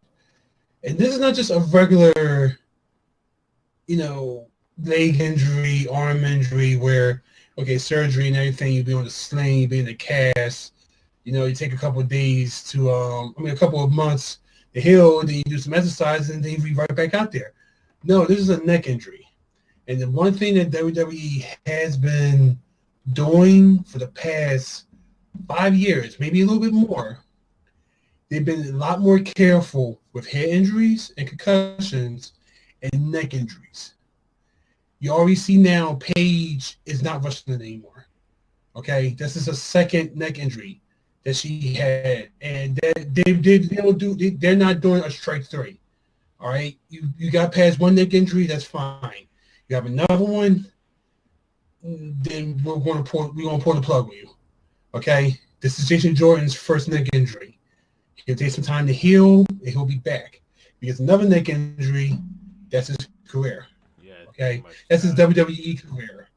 All right, because they really are taking the just steps. I mean, look at Sheamus. Sheamus did a move this past Raw, which I'm sitting here like, you have this problem with your neck and spine, but you're out there, legit killing yourself and stuff like that and everything. And that's why I'm like, I don't see him staying anywhere past WrestleMania.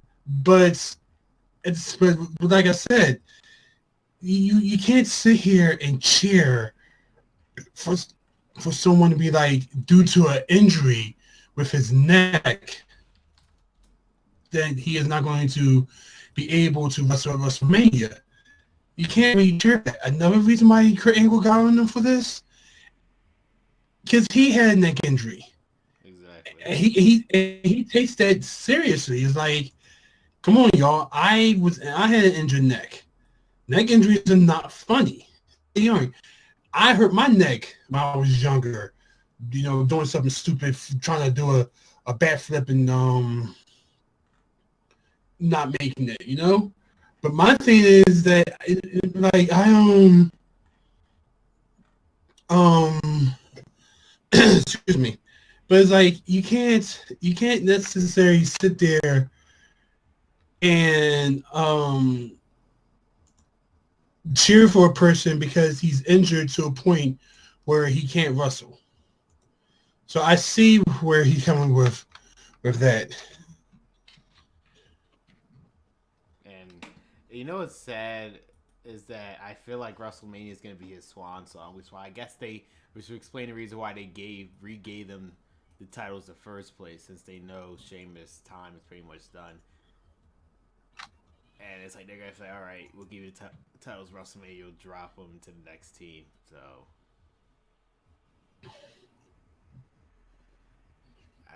yeah, so I can't be mad at the fact of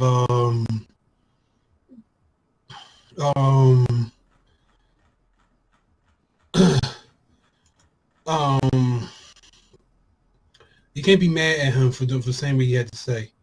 And you're right. And then out came Seth Rollins. This is where stuff actually got interesting. He was saying, look, yeah, he's sad about Jason Jordan getting injured, which is a complete 180 from how he was last week. But yeah, but now he said, but what about me? Right now, I have no partner, and it looks like I'm not even gonna be at WrestleMania. And Kane said, look, I can find you another partner.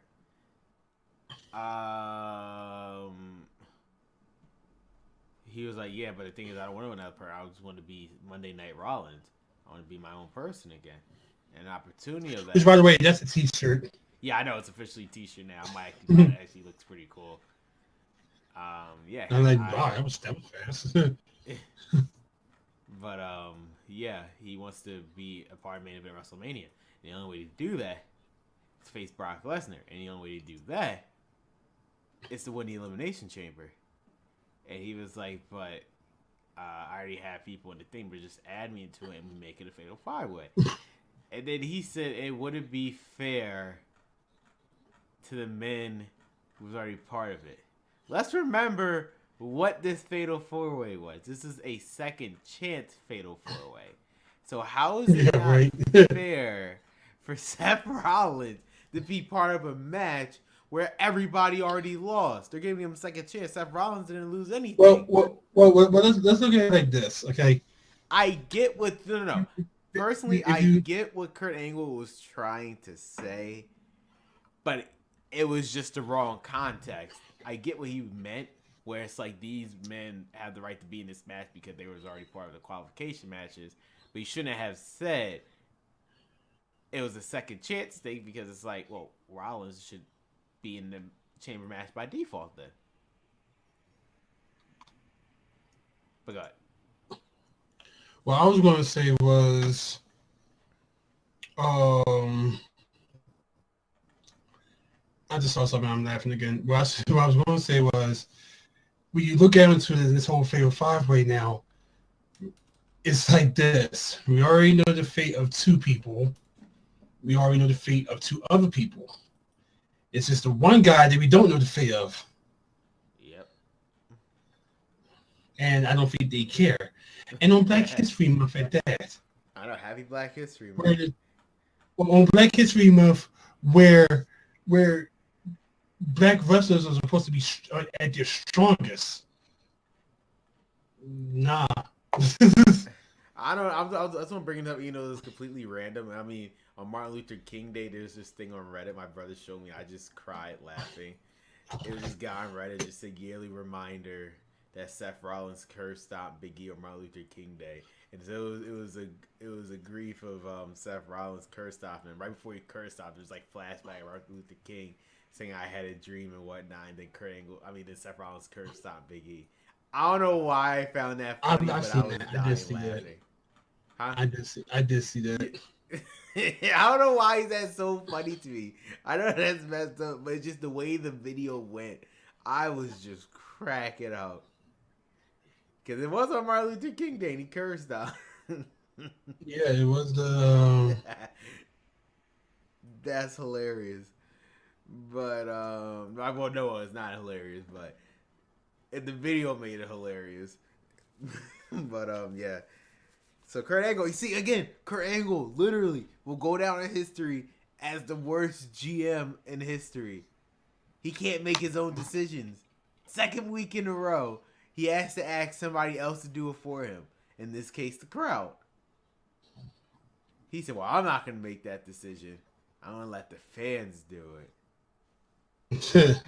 Something bitch be back. I guess he's trying to be the... He's like, what the fuck? But no, he's trying to be the fan friendly.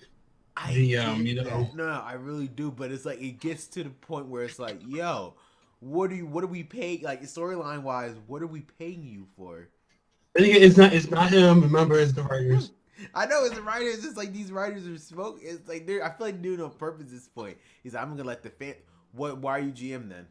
We don't need a GM then, clearly. No, we really don't, because he every week he can never make the decision for himself. He did the same thing with Alexa Bliss. Should we make Alexa Bliss defend her Raw Women's title in the Chamber? And it's like, why do you have to act other people? You're the GM.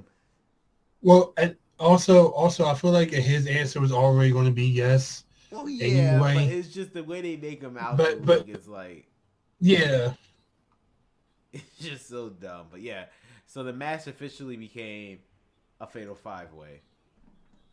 So we'll find that out later. Then we had, let me double check, possibly the match of the night, in my opinion, Bailey versus Sasha.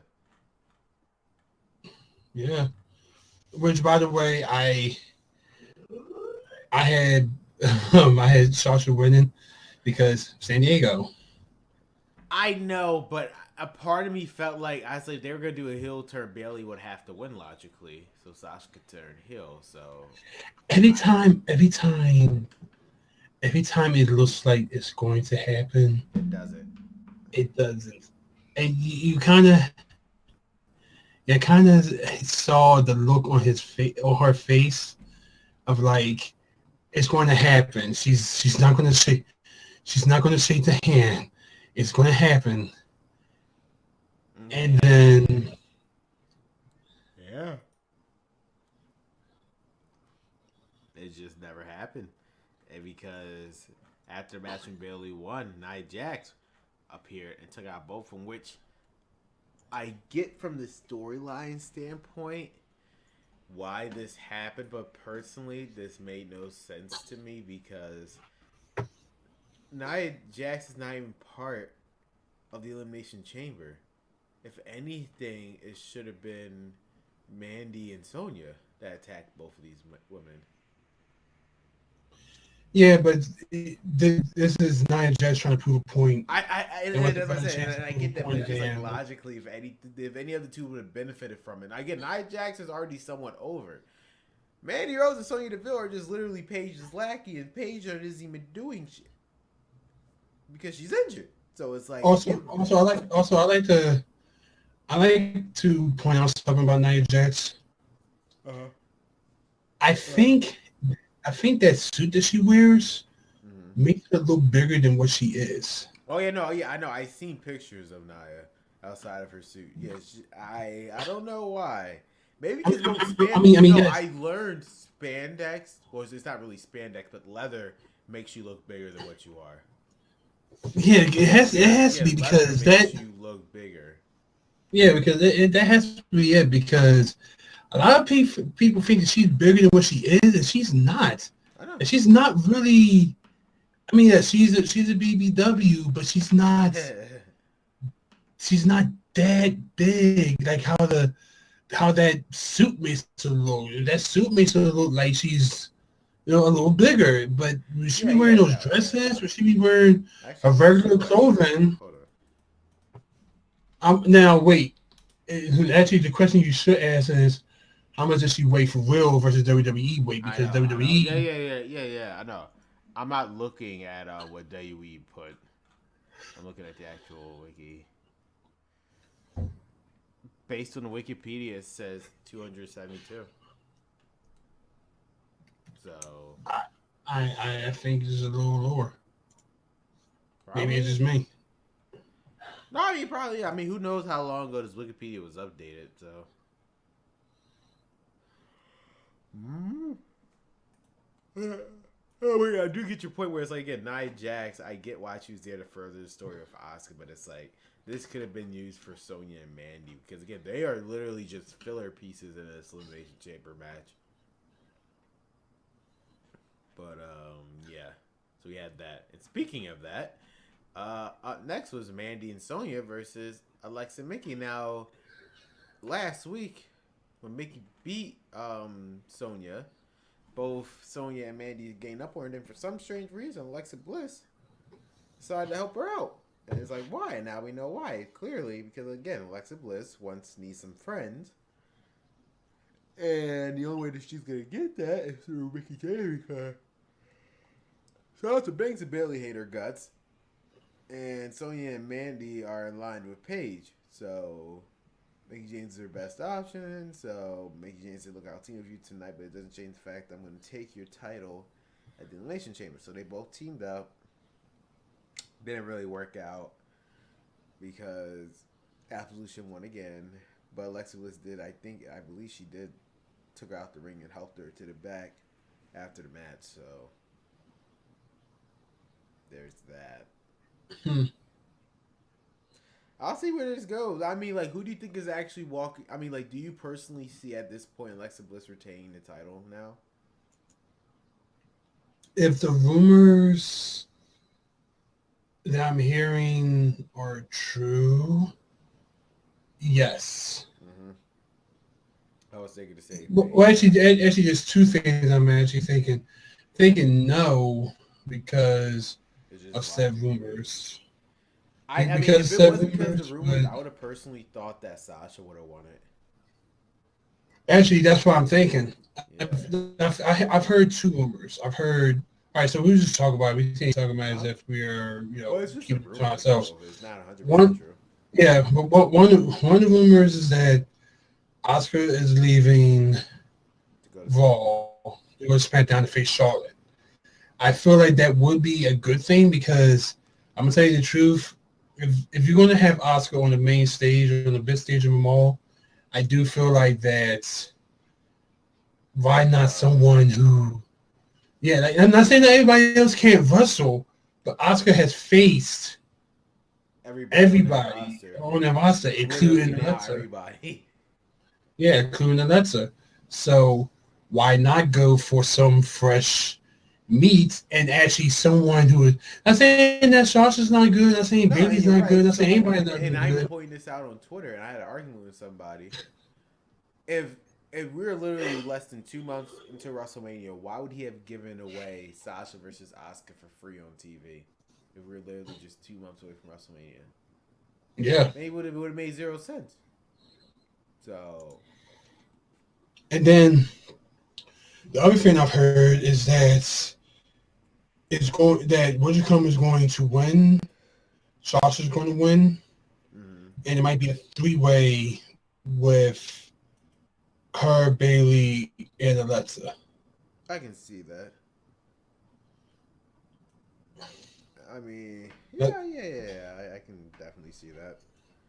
But I feel like the logical choice would be based on what's happening on SmackDown, if Ruby Riott faces Charlotte at Fastlane, then that's pretty much it for Charlotte. Who else does she have? So it has to yeah, be right. because Ruby Riott is literally the only other woman she's never really faced 1-on-1 for her title. So I mean, they could do Becky And Lynch. she, I just know they won't. But they could do Becky Lynch. But I know they won't. But with that being said, Asuka's her only option. That's how it's gonna be. So any final thoughts on the women's? um, no, not really. I'm sorry, I had to answer the question. You ain't keep Yeah. talking. Now we move on to the best segment of the night. I think you know what I'm talking about. Oh yeah. Yeah, so Elias came out and he was gonna do his concert about the Elimination Chamber Blues, and he was singing. And he was pretty much dissing everybody in the chamber. Then he mentioned Braun Strowman. Then he, and then all I hear is people just start cheering for some reason. I was like, no, you're not cheering for Elias because nobody likes him. And then JoJo interrupted him. She said, ladies and gentlemen, Braun Strowman. And it's like, are you fucking joking? And they weren't. Braun Strowman just sits there, and he gets up. He brings over this big ass. I'm assuming it's a violin. Correct me if I'm wrong. Is it a violin? What's that violin? I don't know. He actually broke it, by the way, Yeah, as he was and he broke strumming. it too, which is hilarious. He was strumming it so hard that he broke the goddamn thing.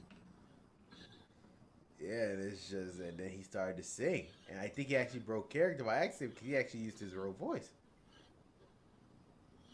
Well, I look at that the fact that he is a country boy, so True.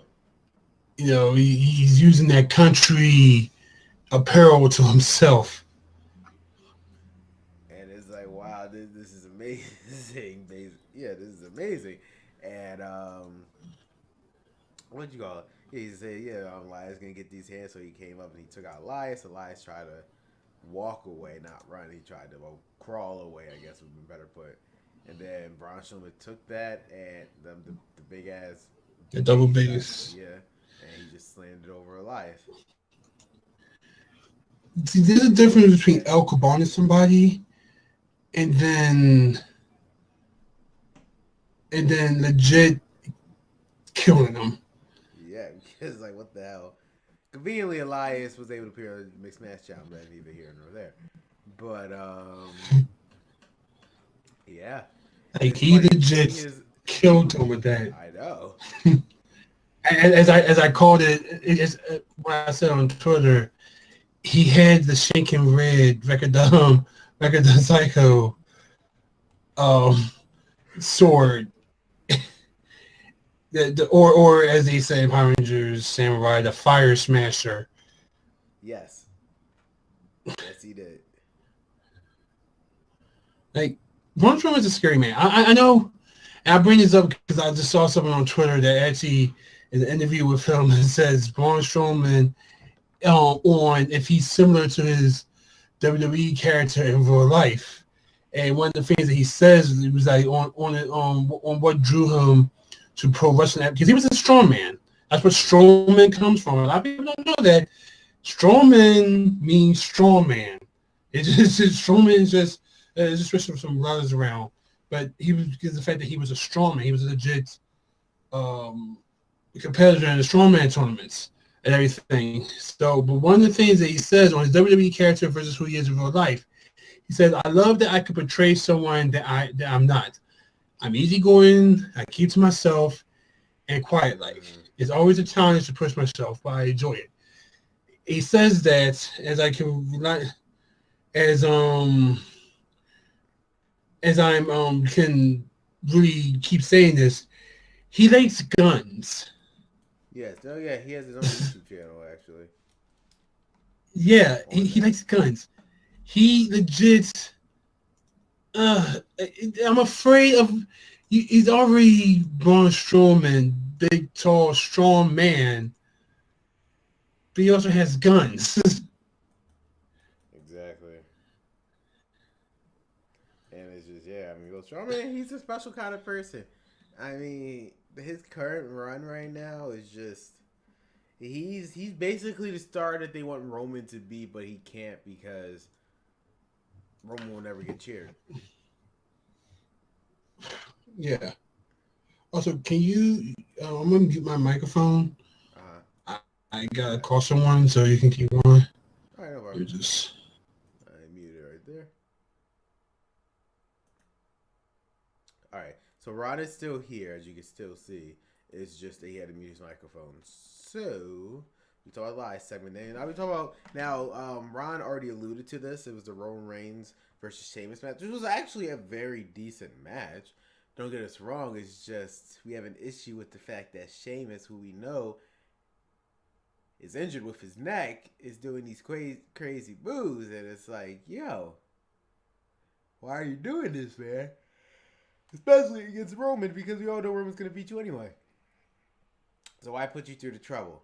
And so with that, Roman Reigns went with the spear from the so he tried to do something from turnbuckle, and Roman Reigns speared him in midair. 1, 2, 3. It was a good match. Don't get me wrong. It's just it's just why are they making Sheamus do this type of stuff? It's just so weird.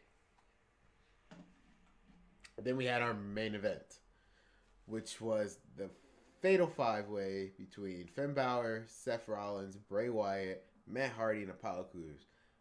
And this was a very, very good Fatal 5-Way. A bunch of spots. I mean, multi-man matches usually do the job if they're booked right and the right people. Yeah, like this Fatal 5-Way match was actually very, very good. Almost went like 20 minutes. Even Apollo Crews was doing like the lowest guy on the freaking roster, was doing some good stuff. And basically how it ended was Bray Wyatt was about to slam, I believe, either Apollo Crews. I think it was Apollo Crews. He's about to slam Apollo Crews with the turnbuckle suplex. Then both Finn Balor and Seth Rollins were able to throw Bray Wyatt down by basically making Apollo Crews get suplexed and throwing Bray Wyatt to the ground. Both men took the cover. 1, 2, 3. We are not really sure of the winner because both men were holding up Bray Wyatt's leg at the same time. So we didn't get a definitive answer of who actually won the match until Facebook, like 20 minutes later, when Kurt Angle announced that due to both men technically winning the match for the first time ever at the Elimination Chamber pay-per-view, the Elimination Chamber match will be a 7-superstar Elimination Chamber match. So this is going to be something. For the first time ever, 7 people are actually inside the chamber. This is gonna be good. I mean, the logical scenario. I joked on Twitter and said 2 men, 1 pod. I did joke on Twitter and said that, but realistically, I personally think what they're gonna do is just a triple threat in the ring to start off. Miz, we already know Miz is one of the people who are who is entering number 1. So it's just a matter of who's entering number 2. Logically, it should be Seth Rollins and Finn Balor due to the fact that they technically, even though they won, they didn't win. They won together, but they didn't win separately. So because of that, I feel like they should start off the show itself. But okay, you're back. You're back. All right. So yeah, any thoughts on the Fatal 5-Way?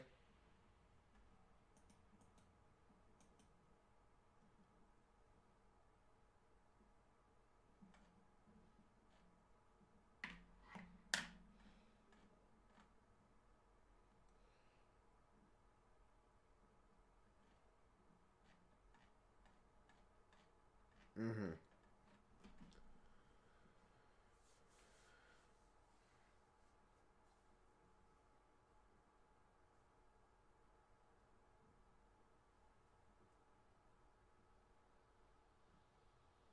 Yeah.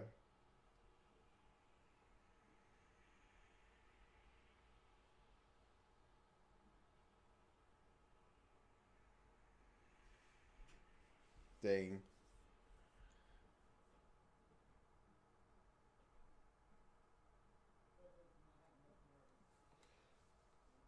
Was Cruz. Which I'm shocked he's getting this much treatment. Well, this is what happens when people like Ambrose and Samoa Joe are injured. Yeah, your roster's kind of thin right now. Yep.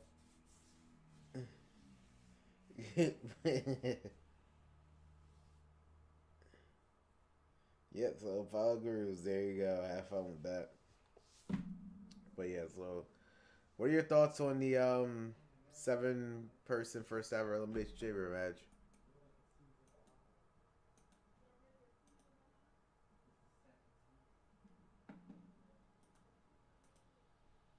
I know, and I pointed out the obvious. I was like, it's not like they haven't done this before. And I took a screenshot of the Elimination Chamber 2005 event, and it clearly showed the New Day. All 3 of them are in 1 pod, and Kalisto was hanging on the pod, and Sin Cara was already in the ring.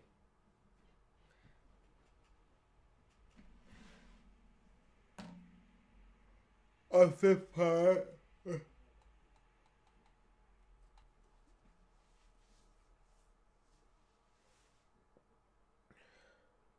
Yep.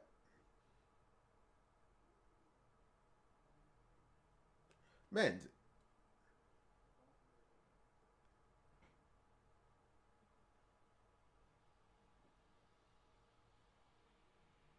Well, not yet. Whoa, not. Well, we don't know that.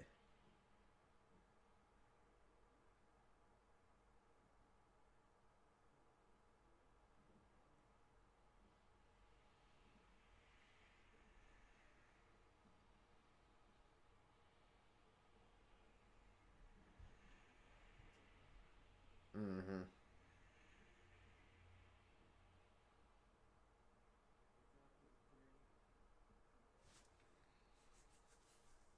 I hope so, because then we can actually have it in a game next year. Or this year. So I really do hope so. So with that note, we'll be taking our quick break. I guess we'll be back in, 5-10 minutes? 5.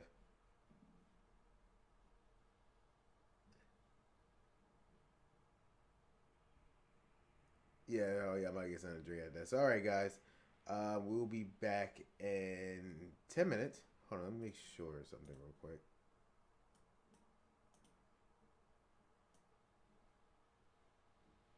Okay. So, all right. We'll be back in 10 minutes, guys. So, see ya then.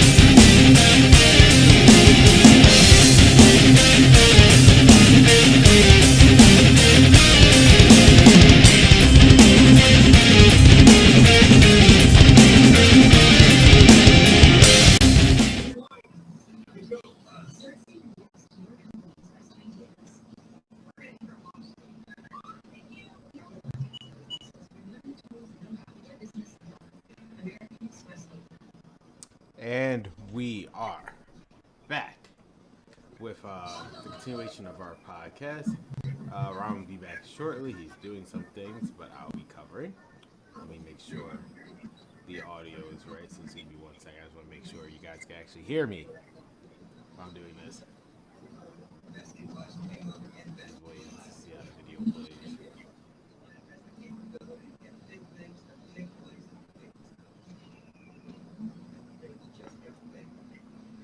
Okay, so it works. So let's talk about Smackdown. Let me pull that up real quick.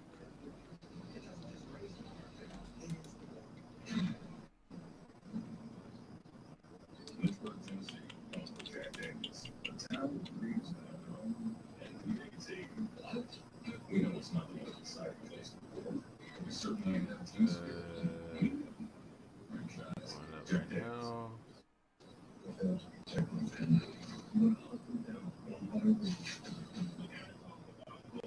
Alright, so originally it was supposed to be Dolph Ziggler versus Baron Corbin. And whoever won that match would be added to the triple threat match at Fastlane, officially making it a fatal four-way. But as we go along the show, we were going to realize that did not happen. So first thing first, the show starts. Dolph Ziggler comes out. We expected him versus Corbin to start off the show. That never happened because we see backstage, because Corbin music was playing, we didn't know what the hell was going on because he wasn't here and he wasn't showing up. We see Sami Zayn and Kevin Owens beating him up backstage. And then they went after Ziggler. They came into the ring and they went after Ziggler. Ziggler tried to fight back. But again, two is more powerful than one, so they overtake Ziggler, make sure the match didn't happen, which increases their chances at Fastlane. All they want to do is make sure at Fastlane it stays a triple threat match, just those two and AJ Styles. Shane Man wasn't having that, and he decided to announce that later in the night, both Kevin Owens and Sami Zayn will be in single matches. Sami Zayn will be taking on Dolph Ziggler, and Owens will be facing Corbin. If Corbin wins, the match becomes a fatal four-way. And then if Dolph Ziggler wins, the match becomes a fatal five-way. And the key thing was, if either Sami Zayn or Kevin Owens interfere in each other's respective matches, they will be removed from the match at Fastlane. So, I mean, it was interesting when they start the show. And I wonder why I started off like that. And I realized, hey, like, they weren't going to use AJ Nakamura in tonight's show. They was in the dark match, but after the show. But for some reason, they decided to on this show, which was kind of interesting choice, if I do say so myself, not having your world champion and number one contender for WrestleMania for your world title. So, definitely interesting to say the least. I'll definitely say that. But yeah, we got those two matches later. We had Charlotte Flair versus Sarah Logan. It was a decent match. I think it was 10 times better than the Liz Morgan match, because Sarah Logan at least knows what she's somewhat doing. It's just her accent is what people are griping her about. Otherwise, she is a good worker. It's just her accent is whatever. I mean, I think the best part, we all agree, is that natural selection to when she did Sarah Logan and then she landed head first to the mat, and that was like, it was actually an awesome spot. I don't think it personally hurted Sarah Logan, but it was just an awesome spot to see. So Charlotte was able to defeat Sarah Logan, and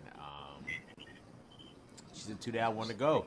So obviously the last one is Rhea Riott, and I personally think she won't face Rhea Riott until Fastlane, where the SmackDown Women's Championship is on the line. I think that's the route they're going. So there's that. And just as I said before, we have Baron Corbin versus Kevin Owens. Like I said, Corbin would have won. He would have went on the Fastlane to the Fatal 4-Way match. So Owens and Corbin are going back and forth, and eventually Corbin's able at the end of the days, and he's able to pick up the victory. So Corbin, because of this match, made the match now a Fatal 4-Way between Styles, Owens, Zayn, and Corbin. And Sami Zayn wasn't too happy about that. Then we had Byru. He was supposed to do the U.S. Open Challenge, but instead he personally said he wanted somebody else to come out. Specifically, and that person was obviously Randy Orton. Facing an interaction from last week where they were RKO'd by Byru out of nowhere. So those two had like an exchange between words. So Jinder Mahal, out of all people,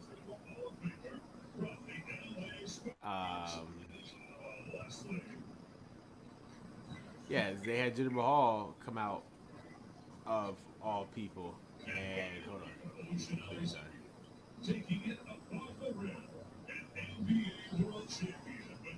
Okay. I'll just restate again, guys. Power Rangers is finally adapting Ghostbusters. Go Busters!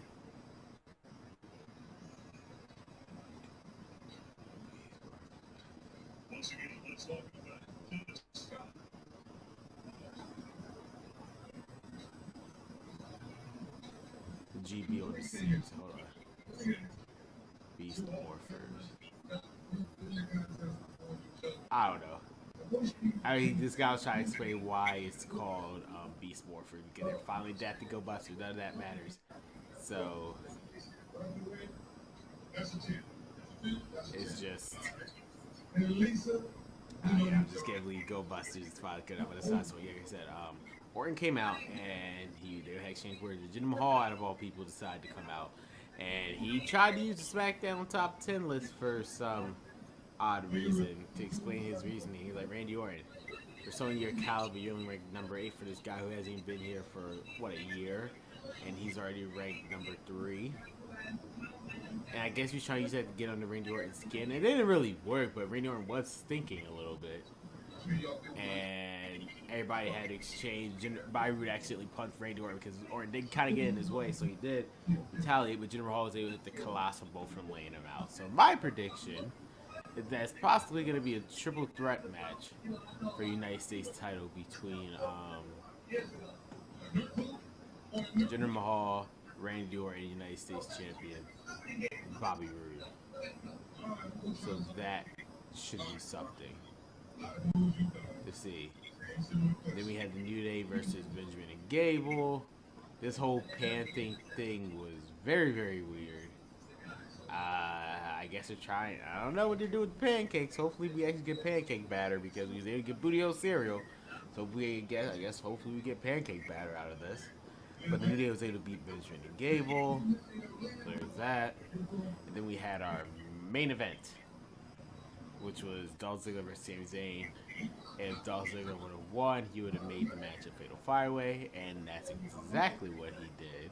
He made the match a Fatal 5-Way by beating Sami Zayn. So now it's official at Fastlane for the WWE Championship. AJ Styles will defend his WWE title against Kevin Owens, Sami Zayn, Dolph Ziggler, and Baron Corbin in a Fatal 5-Way match. That should be something. I feel like the whole point of these multi-man matches WWE's doing, because they want to give you a surprise element, saying any of these men can make it to WrestleMania. It's not have to be the person you think so. Basically, like, again, just the surprise factor. You don't know who's going to make it to WrestleMania, so.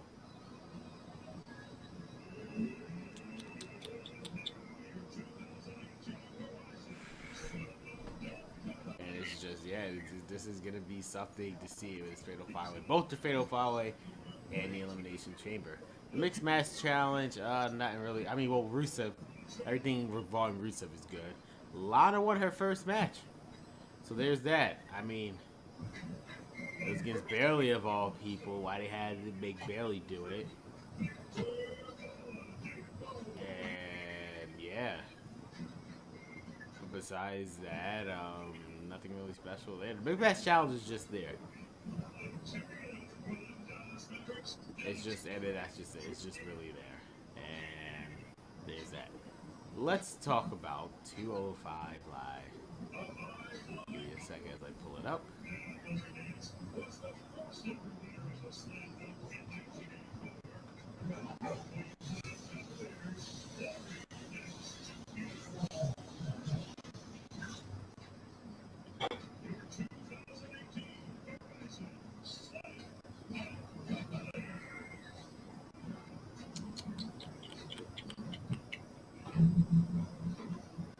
Again, 205 Live is a continuation of the 16-person tournament. And everyone's tournament will become the brand new Cruiserweight Champion, and it will take place at the Grand Stadium of WrestleMania. And I think Ron's going back. I can hear him. So, there he is. There's Rod. Yeah, sorry about that. My family just doesn't know how to use technology. Nah, man, it's fine. I mean, well, I guess I was about to jump into NXT. I mean, I say NXT, Jesus, no. 205 Live. So, Oh wow, I anything just missed else all from Smackdown. Well, I mean, it was a Yeah. straightforward show because, again, I haven't really watched SmackDown this week. I once again wasn't really feeling well. I know what happened. I kind of read up on it just because, well, like, but so I yeah, so wasn't what really are feeling your well. thoughts on the Fatal Five-Way? It's going to take place at Fastlane. Um, it wasn't really necessary, but sure. I mean, those that just got that brand new speaking contract. Yeah, so they better put him in the main event, I know. You better damn sure you better put him in the main event. You paid him that much money. So yeah, 205 Live, the continuation of the tournament. First of all, I'd like to point out, based on the WWE website, Mark Andrews is actually officially part of the 205 Live roster. Yeah, it actually is. That's interesting. And Roderick Strong is still considered part of NXT, so unlike Roderick Strong, where we don't really know his fate yet, Mark Andrews is actually a part of 205 Live, and now we know why, because Mark Andrews was able to be a character out, which I was not expecting at all. So it really shows Triple H is full of surprises. I mean, he's just pulling this stuff out of nowhere, and it's like, so this is the second week in a row someone who is not part of the 205 Live roster beat someone from the 205 Live roster. So this is very, very interesting stuff that they're doing. Mark Andrews was able to be Akira. It was a very good match. Both matches were good. Again, it's just the issue is the crowd. So, especially the second match, Drew Gulak versus Tony Nese. The story in that match, that was really, really something. And we finally get to see the Drew Gulak of old again. Yeah, from what I saw in the clips. That was the match. Like, holy shit, that match. 205 Live seems to outdo themselves every single week in terms of matches. Yeah. And damn, that Drew Gulak versus Tony Nese match, that was amazing. Drew Gulak, he's obviously the definitive heel in this tournament, and he's even holding up the Cruiserweight title, saying that's his. So, also, well, I don't mean to go back to SmackDown Live, but I wanted to talk about someone that I just recently saw a video on, and that's Samir. Samir Singh. Oh, yeah, Samir. Apparently, that injury he got was really, really something. All right, so apparently I'm looking at this website, and he had to undergo an ACL surgery. Damn. And he's saying that he's learning to walk again slowly. Jesus Christ. And it's sad because he really didn't do any in-ring work, really. No, he didn't. But what happened was like, he had injured himself when he did that thing. He slipped and fell off the steps. You know what I mean? Onto his ACL. Yeah. Damn, who'd have thought that little minor thing? Damn, well, that's how it goes to show. Like, at a moment's notice. Yeah, anything can happen. Yeah.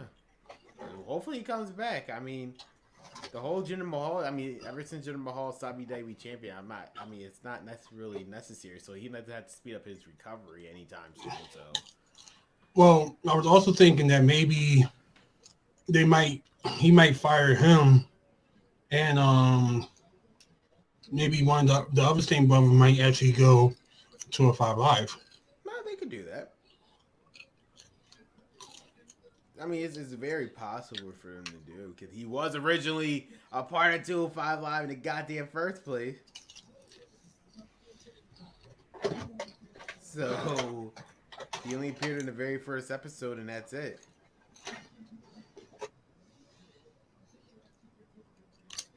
And Yeah. it's like, yeah.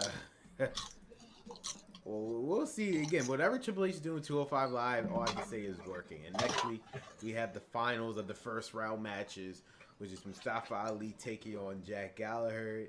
And then the surprise person who was all wondering who the hell it was, we finally have our answer. Avari Davari will take on the debuting Buddy Murphy. That was a very good video package that they showed about that. Yeah, I was actually surprised. Yeah, it was like, wow, Buddy Murphy, out of everybody, Buddy Murphy. I thought it could have been Neville, or it could have been somebody just entirely out of whatever. And they chose Buddy Murphy, which makes, again, it's a long time coming. Buddy Murphy, again, how long he's been in NXT? Him and Blake are the only people who's been champions in NXT and never got called up. And where's Blake? That's my point.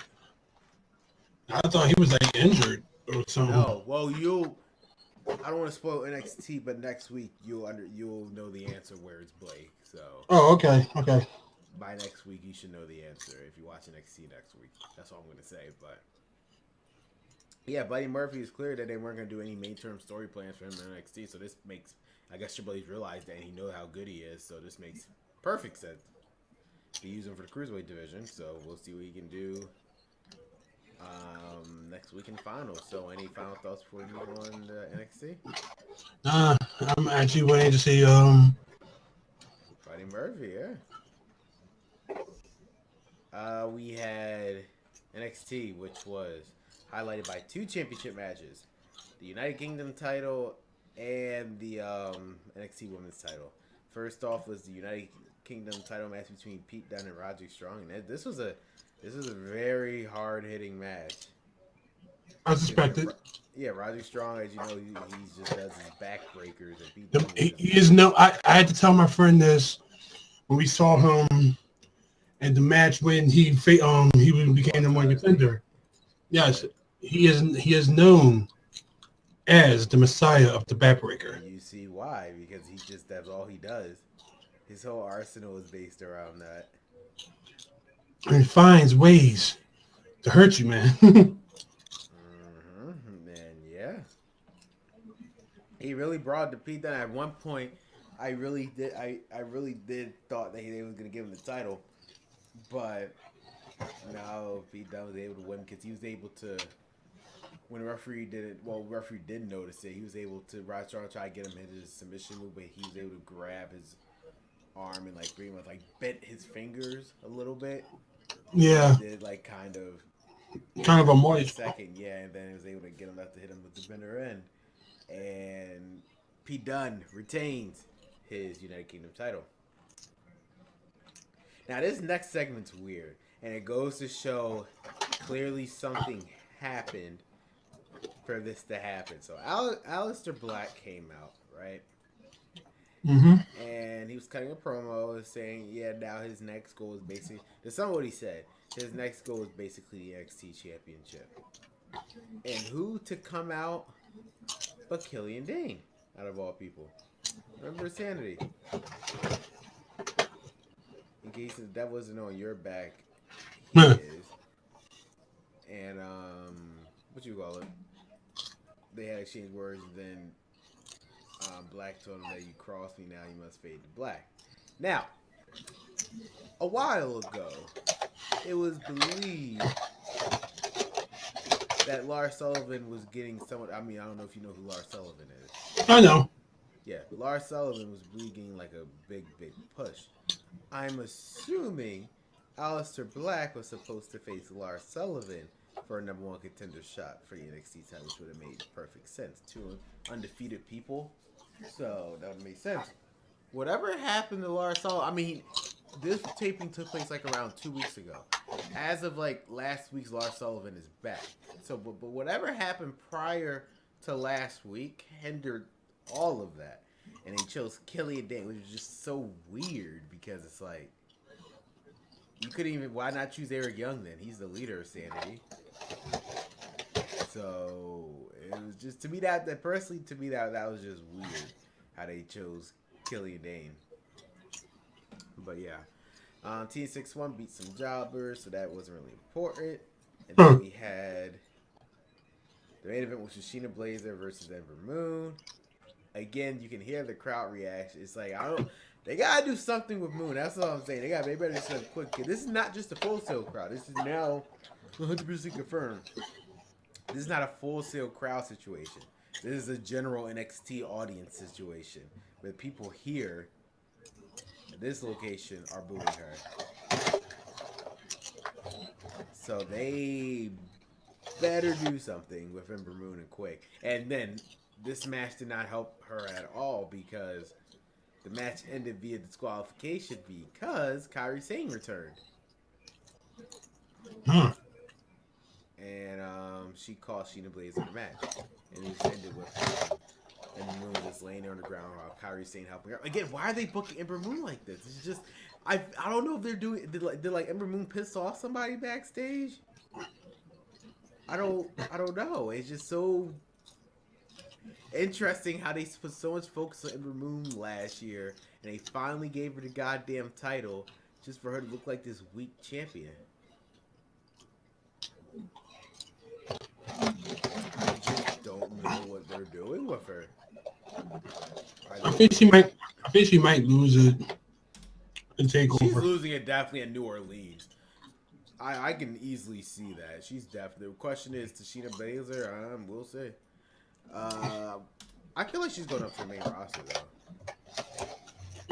though. Just think about it. Her only goal was to just be Asuka, and she couldn't even do that. So, with that being said, after Asuka already left, and she couldn't even beat her, what else was there to do? She won the NXT title, that's nice, but you're supposed to win it after beating Asuka. Since that didn't happen, no. So I don't see the purpose of her being in NXT anymore, but time will tell. The latest we'll see anything is possibly after WrestleMania. Yeah. Yep. So, any final thoughts or overall anything before we wrap up today's show? No, I got nothing. The match is probably done early. Oh, yeah, we are actually done pretty early. Well, actually, here's one thing we just quickly talk about. They did announce for Raw this week there's going to be a gauntlet match between all 7 superstars. So, who think's going to win this one on the final Raw before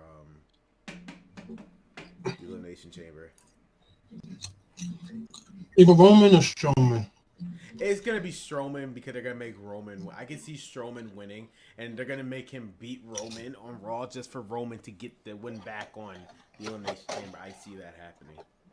Yeah. It's probably going to be Strowman. It's just Roman's going to get the win back, and they can finally say, I finally beat Braun Strowman. And so I feel like that's what's good they're going to do. But alright guys, thank you guys for watching today's episode of This Week in Wrestling. But give special thanks to Black Area Gaming, Irish Sang, and who else was in the chat? Someone new I haven't seen before, but I can't pull up the chat log for some reason. But I do remember somebody new we haven't seen before. Thank you all who just even showed up to begin. I really appreciate it.